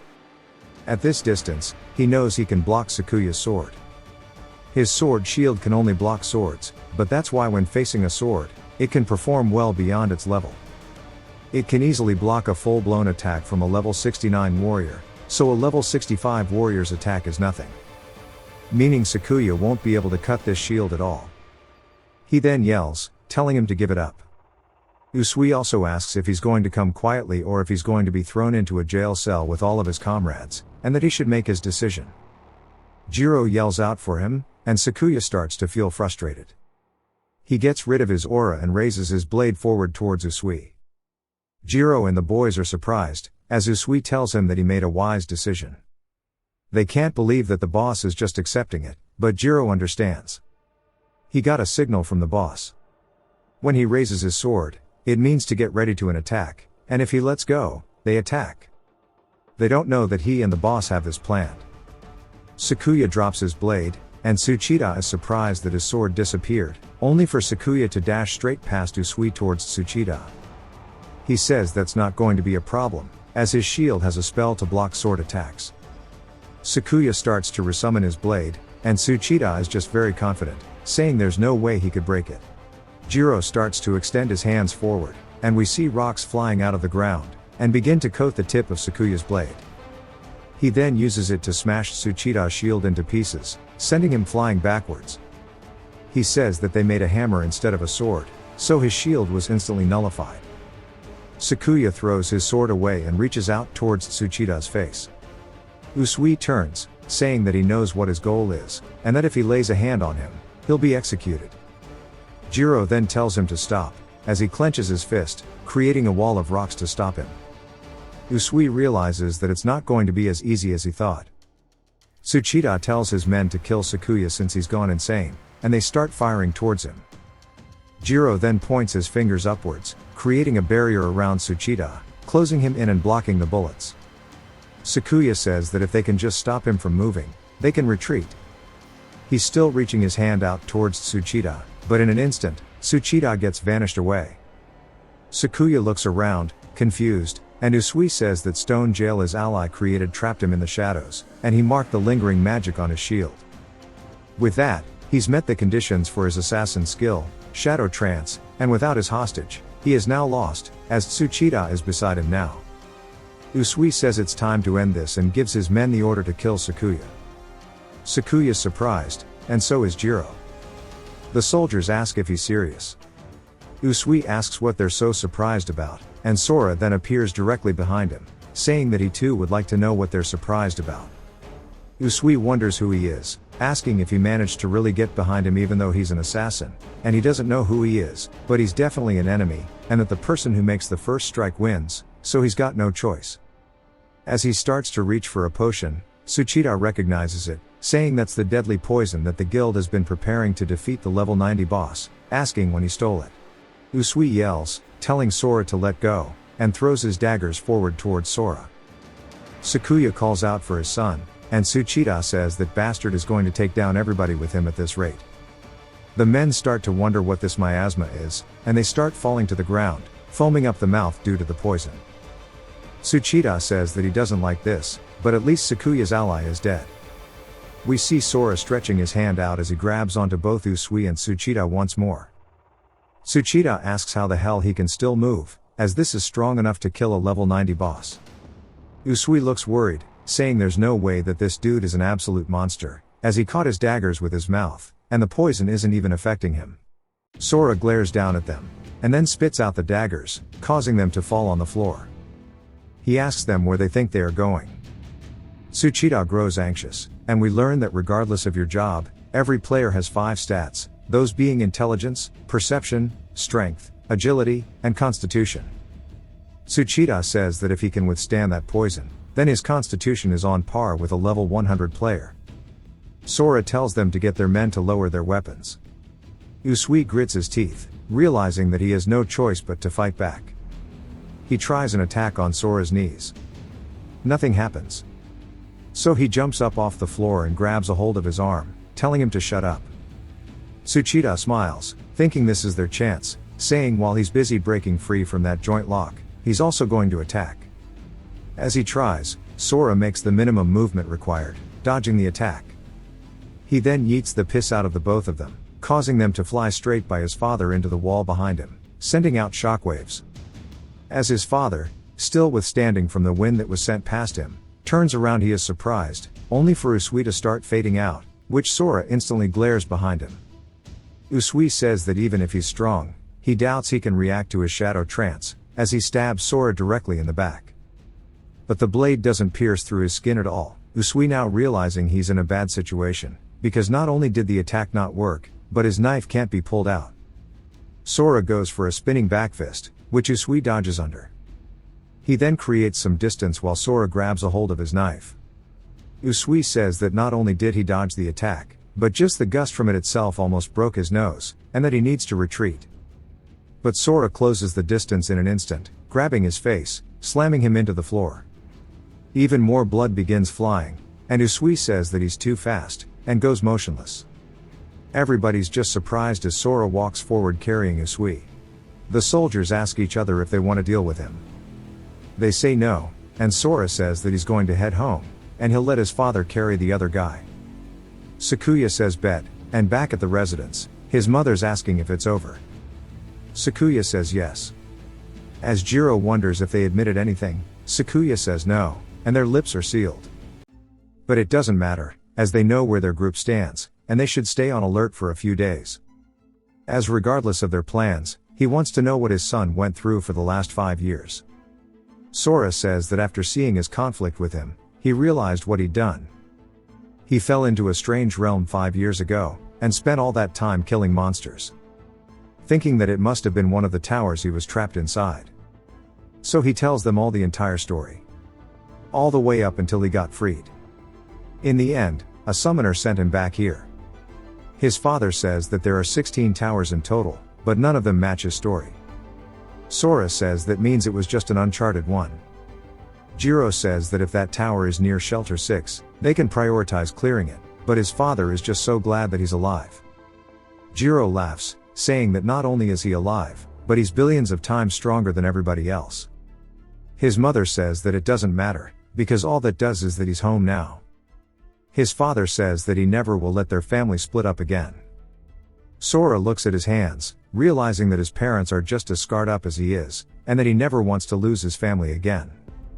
The lights begin flickering before they go out entirely. Sora realizes this is bad, as they wonder if it might be a blackout, but Sakuya says that he hasn't heard any thunder yet. His alter ego appears behind him, saying that he definitely won't let him go away this time. Sora says that not only did he appear, but what he said is different from last time. Moreover, it seems that neither of his parents can see the illusion despite being ability users. The illusion then looks surprised. Sora wonders if it left, but instead, it stands directly behind him, saying it's been a while, calling him the seed of the abyss. Sora is surprised that it acquired a sense of self, but says that it does not look like he has physically materialized, and since it is an illusion, he can deal with it later. He asks him if he's trying to pretend he can't hear him, and if he thinks that this is just an illusion, as people seem to love to fool themselves. He covers Sora's eyes, asking if he still thinks it to be one. Sora's eyes start to go black, and he says that he can't see, and maybe this means it isn't an illusion. Everybody else looks surprised in the room, and they start calling out towards him. His father asks what happened to his eyes, and his mother tries to purify him, but the status window says that the target is not cursed. Sora asks if that was his physical form already, and realizing his parents are in danger, he readies himself and immediately counters by punching his alter ego in the chest. As everybody else only sees a giant black aura, the alter ego asks if he's scared. His parents say they don't see anything, asking if there's an enemy here. Sora calls him cowardly, asking why he keeps hounding him. The guy tells him not to get the wrong idea, and he says he has not introduced himself yet. He says that he comes from the noble deity race, Asa, and he is the god of darkness named Fadl, and that he absorbed the black crystal, the divine power the Asa raised, and left in the abyss, strictly speaking, his power of darkness. God's agents are keeping tabs on him because he left the abyss of his own accord, and those very agents have started to gather.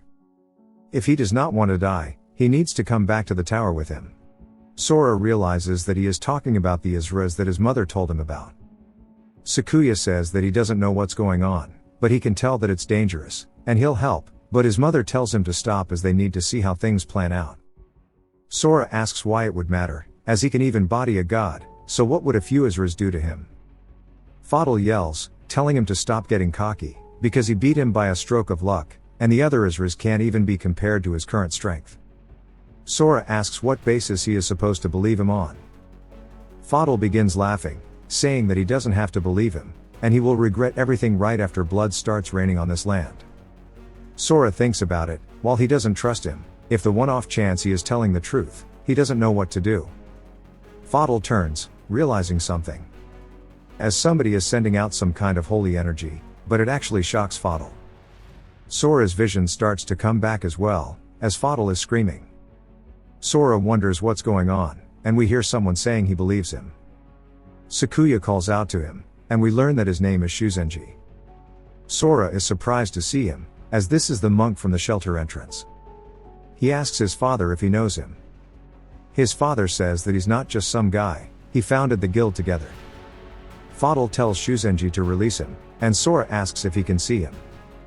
Shuzenji starts to take off his bandages, saying they need to talk, as this is an emergency. Sakuya asks what's going on, and Shuzenji says he will explain it to him after he finishes talking to his son. Later in the night, Sora asks what he means by an emergency.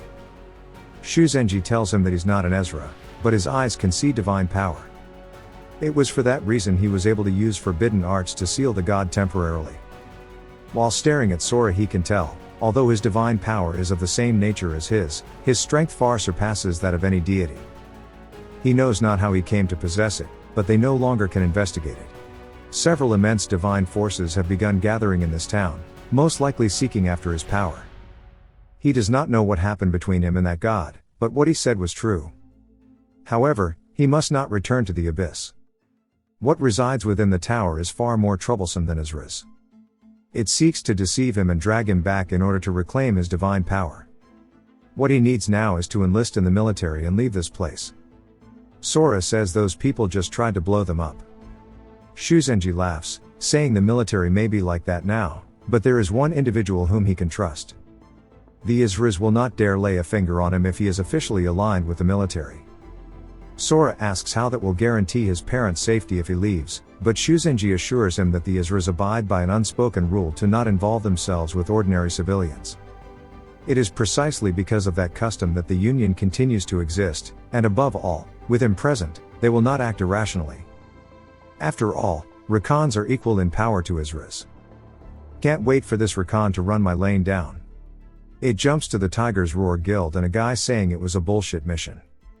There was no system, and they even wasted 4 of their Azras on him. We are introduced to a level 105 Asra named Hero. Now, one of the other men looks over, saying that according to the report, Sakuya's son had been missing for many years, and he likely managed to enter the tower by chance. But Hero alone will be enough to deal with trash like him. He is level 106, and he is Hades' Asra. His name is Shuraya. Hero starts to take it as an insult, but somebody puts a hand on his shoulder. This is Athena's Asra. She shakes her head no. Her name is Dugami. The man behind the desk says that this time, he will join the operation as well. Hermes Asra, named Iwagaya, is surprised. The dude behind the desk says that it is a direct order from Zeus. That brat must be eliminated at all costs.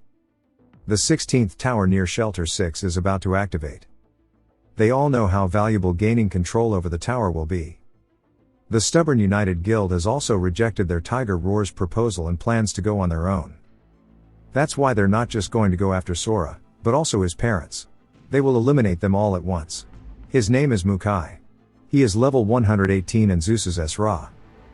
Back at Sora's place, Shuzenji is saying that's all, and he needs to go see Mia at the command center. She is an acquaintance of his, and he is sure that she will protect him. Also, to check the curse formation as well, because once the battle starts, even Tiger's Roar won't be able to do anything if the curse formation is in place. Sora's mother tells him not to be worried because they're based here for a good reason. He nods his head, saying okay. 15 minutes later, at the front gate, Shuzenji sits there. As the wind begins rustling, he realizes they're here. As he begins sensing divine energy from the main gate, there's a group of people now there. They send an attack, which he blocks using an ability called the Gold Bell Curtain. The attacks, though, are powerful enough to start cracking his barrier, shattering it, as it is all of the Azras from earlier. Shuzenji is surprised they brought 4 here. But it's not just the 4.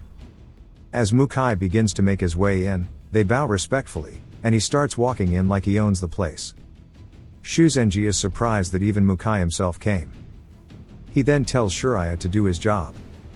Shuraya says yes sir, as he begins to accumulate some kind of dark energy that floats around in the air above Sakuya. Sakuya asks what this is, as it starts coddling against him. Shuzenji realizes this is bad. All members of their guild have been captured by these evil spirits, and there's no escape now that they've been captured. Sakuya starts to use his skill, looking at all of their levels, and all of the Azras that are around here. He says the difference in their levels are completely ridiculous, as they are between the 40s and 70s, and they're all way above the 100s. Shuzenji asks what business they could have to visit them in the middle of the night. Shuraya says according to the spirit, he's not here. Mukai asks where he is, and Shuzenji says that he has no idea who he's talking about. Hiro gets pissed, asking what he just said, and Shuzenji says that it seems like he lacks manners. Hiro says if he has a death wish, he'll make it come true. But Sora's mother begins to activate the barrier in the basement. They have now all been afflicted with her curse of weakness, and we see a little aura on each and every single one of them showing they have been put under the ailment. Hiro says this is annoying while rearing back his fist. He says that even if he is cursed by a level 68 piece of shit, he can crush their guild alone. But Shuzenji catches his fist, which catches him off guard. He says that he's underestimating them too much, as he is now only level 71 due to the curse. Hiro says there's no way his level decreased by 30. Shuzenji tells him that without his high level, he's nothing. As he puts his palm on his chest, he sends him flying all the way to the gate. They are all now in the 70s except Mukai, who is in the 80s still.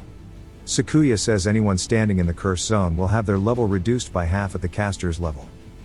In other words, their levels have been reduced by 34, asking if they can still fight in this state. Mukai begins laughing, saying that the shit is finally getting fun. He calls out to Dugami, telling her that it's time for her to step up. Now she begins casting a spell from her hand. As Mukai laughs, saying as long as they are in the palm of his hands, Sora will definitely return. Everything around them begins to look like it's getting distorted, until Shuzenji opens his eyes once more, as they are now brought into Athena's arena. Mukai says that it's been a long time since he found an equal opponent, and at least he won't be bored waiting for Sora to fall into their trap. As for the rest, they can go ahead and dispose of every single one of them, as we see all the men ready to fight. Meanwhile, in some ruins, we see Mia looking over as something's flying in. It's none other than Sora, who lands directly beside her. She's surprised, and he holds up the picture, looking at it, saying that this is definitely her. He explains that he's from the Union, and he's come to seek the military's protection. She tells her men to lower their weapons, and asks if he is Sora, as there is something she has been meaning to ask him. But back at the Colosseum, everybody looks tense. Somebody slams a pole into the ground, as pillars with flames atop them begin to ignite. We see none other than Dugami, telling the gods to bear witness to her battle, and let their miracles guide this duel. As she begins to shoot up some energy into the air, we see none other than Athena's godly spirit take form. Sakuya is surprised, and she says that each side shall send forth 5 warriors. Whichever team claims 3 victories shall earn the blessings of Olympus. But for the defeated, they shall be scorched by the divine light and perish. The air is tense, and Sakuya asks what they mean by 5 warriors, as there are 8 here. She says that for now, that is the case, as the stars of the show are still on their way, talking about Mukai and Sora. Hiro steps up, asking who wants to die first, and challenges them to a battle. Sakuya and the rest are hesitant, but Shuzenji steps up, saying that his shallow judgment has led them to this. Sakuya says that just him being here is more than enough, and it's not his fault, and that his wife's curse has lowered their levels, so they've got a shot in a one-on-one battle. Jiro says that he's right, and since the lady is also not built for combat, if the 3 of them can win, it will secure their victory. Shuzenji smiles, as he and Sakuya firmly believe they're going to win. Shuzenji says that the Ares Esra is the most brutal of them all. After becoming an Esra, he once took down an entire guild by himself, and they even had 3 of their own. He unleashed Ares' overwhelming skills and defeated them, but he should not worry, as he's got a plan against him, and that he will handle the first battle. As he steps into the ring, they begin to have a stare down, and Shuzenji asks if he will accept his request. Hiro is pissed, as Athena tells the warriors to take their positions and commence battle. Hiro starts to laugh and charges directly towards him, saying that he's had enough of his shit. Shuzenji deflects the first strike. Hiro counters with a back fist, which gets dodged as well, as they start attacking one another. Hiro asks if all he's going to do is dodge. Eventually, Shuzenji grabs his hand. Sakuya gets excited, saying that he's got this, but it's exactly what Hiro wanted. Shuzenji realizes this, but it's too late, so he rears back his palm, and hits him with a strike, creating a lot of distance between the 2 of them. Hiro smiles and regains his balance. Shuraya says that he made the first move, and then kept his distance, and this is going to be rough. Dugami says that it's not like Hiro's attacks are weak though. As we see Shuzenji is bleeding from his arm, Sakuya asks if he's okay. Hiro smiles, asking him how the thing of Cadmus feels. As we see bones coming from his knuckles. Bro is really just the Temu Wolverine. Shuzenji says that must be Ares' pet snake. He never thought it would help him with a fight. But Hiro tells him that they're just getting started, as he dashes forward, saying that he is yet to have his fill. Hiro comes in with an attack, which Shuzenji dodges, but he then feels a sharp pain. As we see, Cadmus has attacked his left arm. Shuzenji realizes this is bad because it got even faster. He starts dragging him around, but he locks in. As he returns with the gold bell curtain again, deflecting Cadmus off of him. They then distance themselves from one another. Shuzenji says that Cadmus did not get faster, rather it is he who got slower, as he got inflicted with Draco poison. Hiro tells him that he's pretty tough for a monk, as every single time Cadmus injures him, it heals Hiro. Hiro says that this is probably the extent to his power. Sakuya can feel the gap between them will keep increasing as the fight draws out, as he is using his appraisal skill. Hiro begins charging in, and this time goes in with a kick, which Shuzenji blocks. Hiro taunts him, asking how it feels to have poison coursing through his body, and he can't wait to see how long he lasts. Shuzenji says throughout the void across all realms in the Dharma. But Hiro says he has no time to hear him yap about some monk shit. Even both Shiraya and Dugami wonder what's going on, because they're sensing divine power from Shuzenji, but he is not an Esra, so where is all that power coming from? Shuzenji continues his chant. Sakuya says this can't be, and it's a risky move, but for him to come up with a breakthrough solution in this situation means they might actually be able to win this match. The divine energy continues to flow from within Shuzenji. Hiro is caught off guard, as what he sees is a giant deity in front of him named the Vajra Bodhisattvas 166, the deity strikes the ground, which Hiro backsteps from. And he asks if he really thought that puny attack would do anything to him. As Hiro begins to ascend into the air, with the deity behind him, he flies directly towards Hiro. Hiro laughs, calling him an idiot, asking if he's trying to go hand to hand with him, and that he likes his guts, and this must be his breakthrough plan. There was a dumbass like him a long time ago amongst the people he's killed. He thought he could block the Fang by condensing his divine power, but what he didn't know was that divine power is a source richer than even fresh blood, and that he's got to devour every last part of him just like he did with that idiot, and he'll drown in the depths of despair and die. But instead, Hiro gets clocked straight in the face, causing him to get sent flying backwards. Confused, he just wonders what the hell's going on. Shuzenji continues his assault, kicking him in the stomach. Hiro can tell that it's not just his speed, but even his power and reflexes. Everything about this dude has gone up a whole nother level. But it just means he's gonna be perfect for Cadmus to take care of, and he tells him to go ahead and let him get himself consumed already. As Cadmus is biting onto his armor, Shuzenji looks down at it, and Hiro tells him that his divine power will now belong to him. And he starts to get cocky, thinking that it's over, only for him to get pierced through his chest with some kind of an attack. After what happened, divine power begins pouring out of his eyes and mouth. He says that he can't control his divine power anymore as it begins surging throughout his entire body. Shuzenji tells him that it was too early for him to rejoice, as a Rakan's power is heavily taxing on the body, and he hits him straight in the face. Hiro says there's no way Cadmus cannot absorb his divine power. Hiro tells him that this is not divine power, and that he is too naive.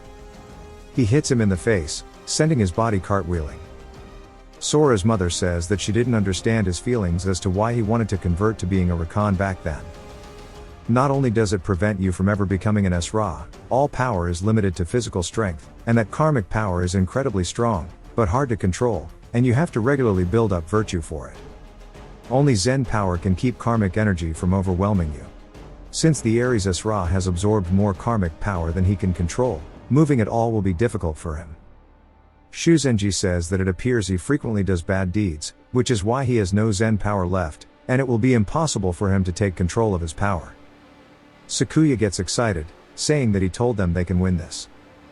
Both Dugami and Shiraya say they had no idea such a thing existed, but Shiraya tells him to stop getting cocky, as he is underestimating his risk.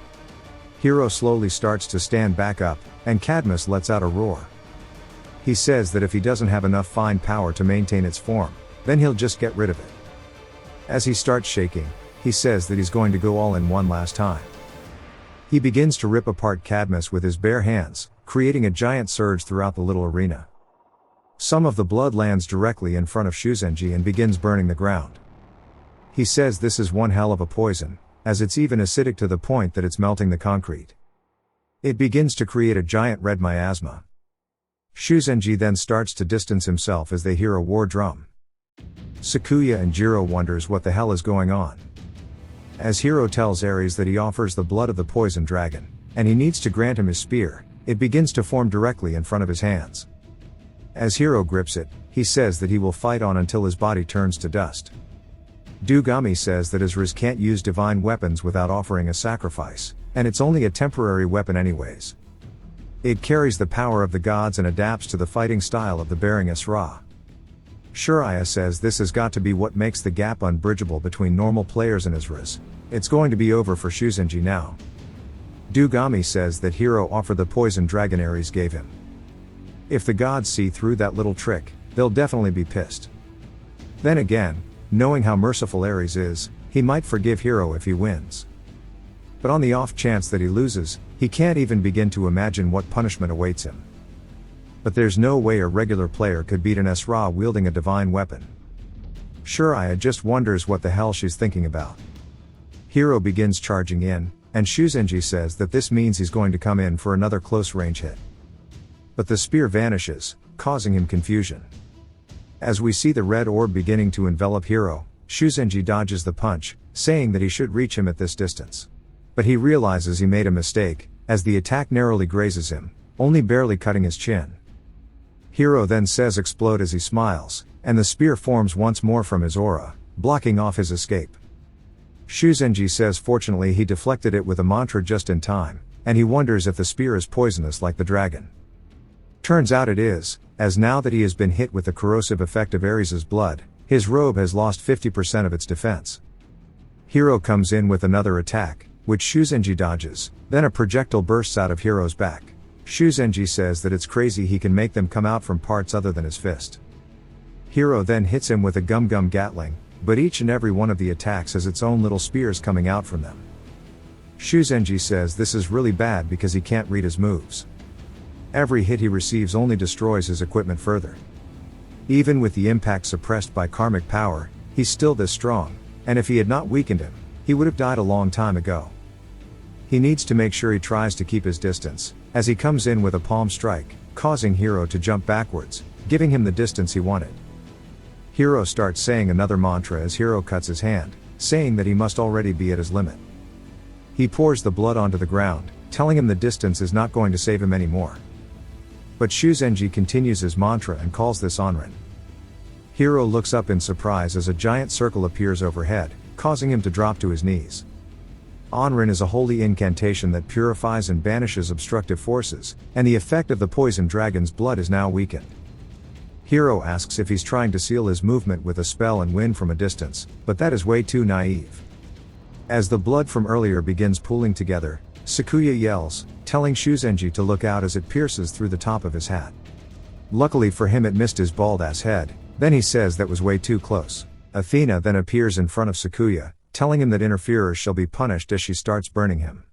Sora's mother starts healing him, and Sakuya says the flames are gone. But now he has a 15% life force penalty. Hiro tells Shuzenji that he'd be dead if Sakuya didn't step in, but it looks like he got punished anyways. Shuzenji says close combat is risky, but he controls those blood arrows even at a range. Considering his remaining stamina, he has 3 minutes left, so he has no choice but to fight. Hiro tells him to stop wasting his time, as he is going to win. Shuzenji continues his mantra, as we get a recon crash course real quick. It goes from the highest, which is the heavenly eye, then the wisdom eye, the dharma eye, the Buddha eye, and the wisdom eye. He then opens his dharma eyes, saying it's time to lock in. Bro's been listening to Yee's new music too much. So my thoughts so far are still the same as last video, but I'm going to include them for those who want to hear them, and didn't watch last video on this series. So far, there honestly hasn't been much that's happened in terms of story or character development. There's just not a lot to really comment on, but I'll do my best to give some personal thoughts.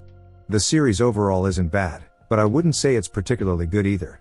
It's got a lot to work on, but honestly, I'm not sure it will. Right off the bat, the story itself is extremely cliched. Now, that's not inherently a problem. It's fine for a series to start out with cliches and then expand into something more unique. But when he first went into the abyss, I actually had a lot of hope for it.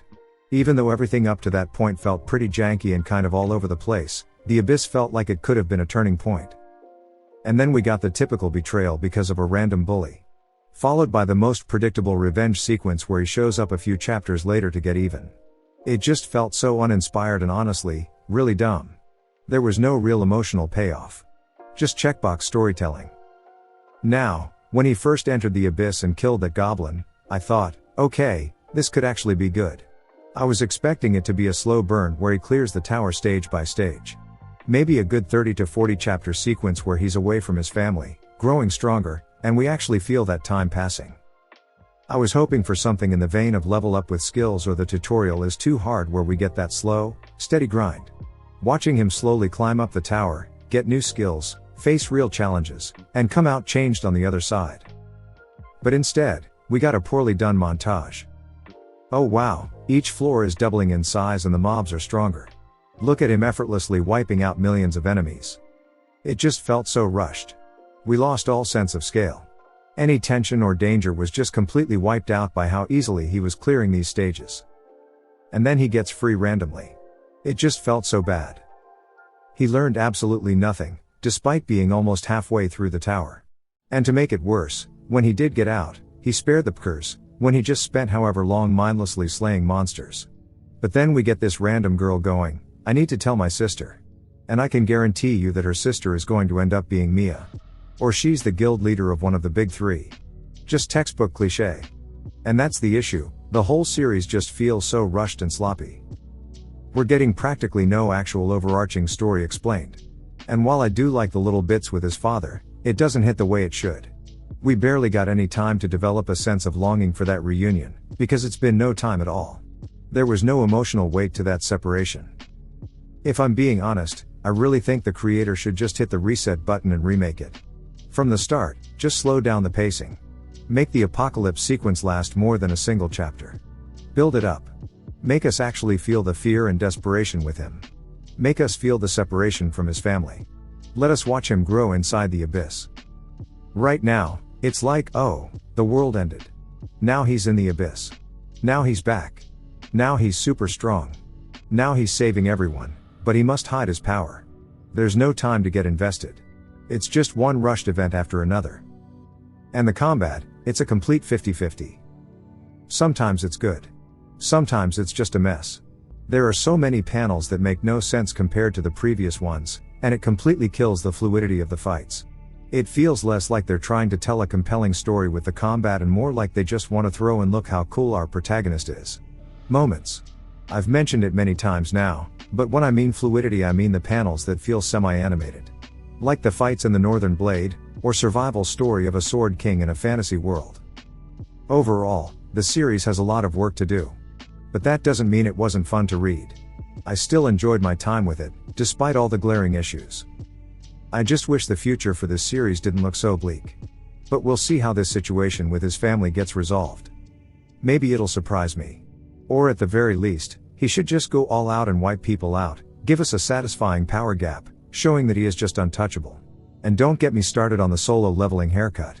Let's just wait and see how the rest of the story unfolds as it keeps updating. If you've watched till the end, comment, Age of Empires, to let me know. Subscribe for more videos like this, leave a like or a comment to help the channel out. Thanks for watching.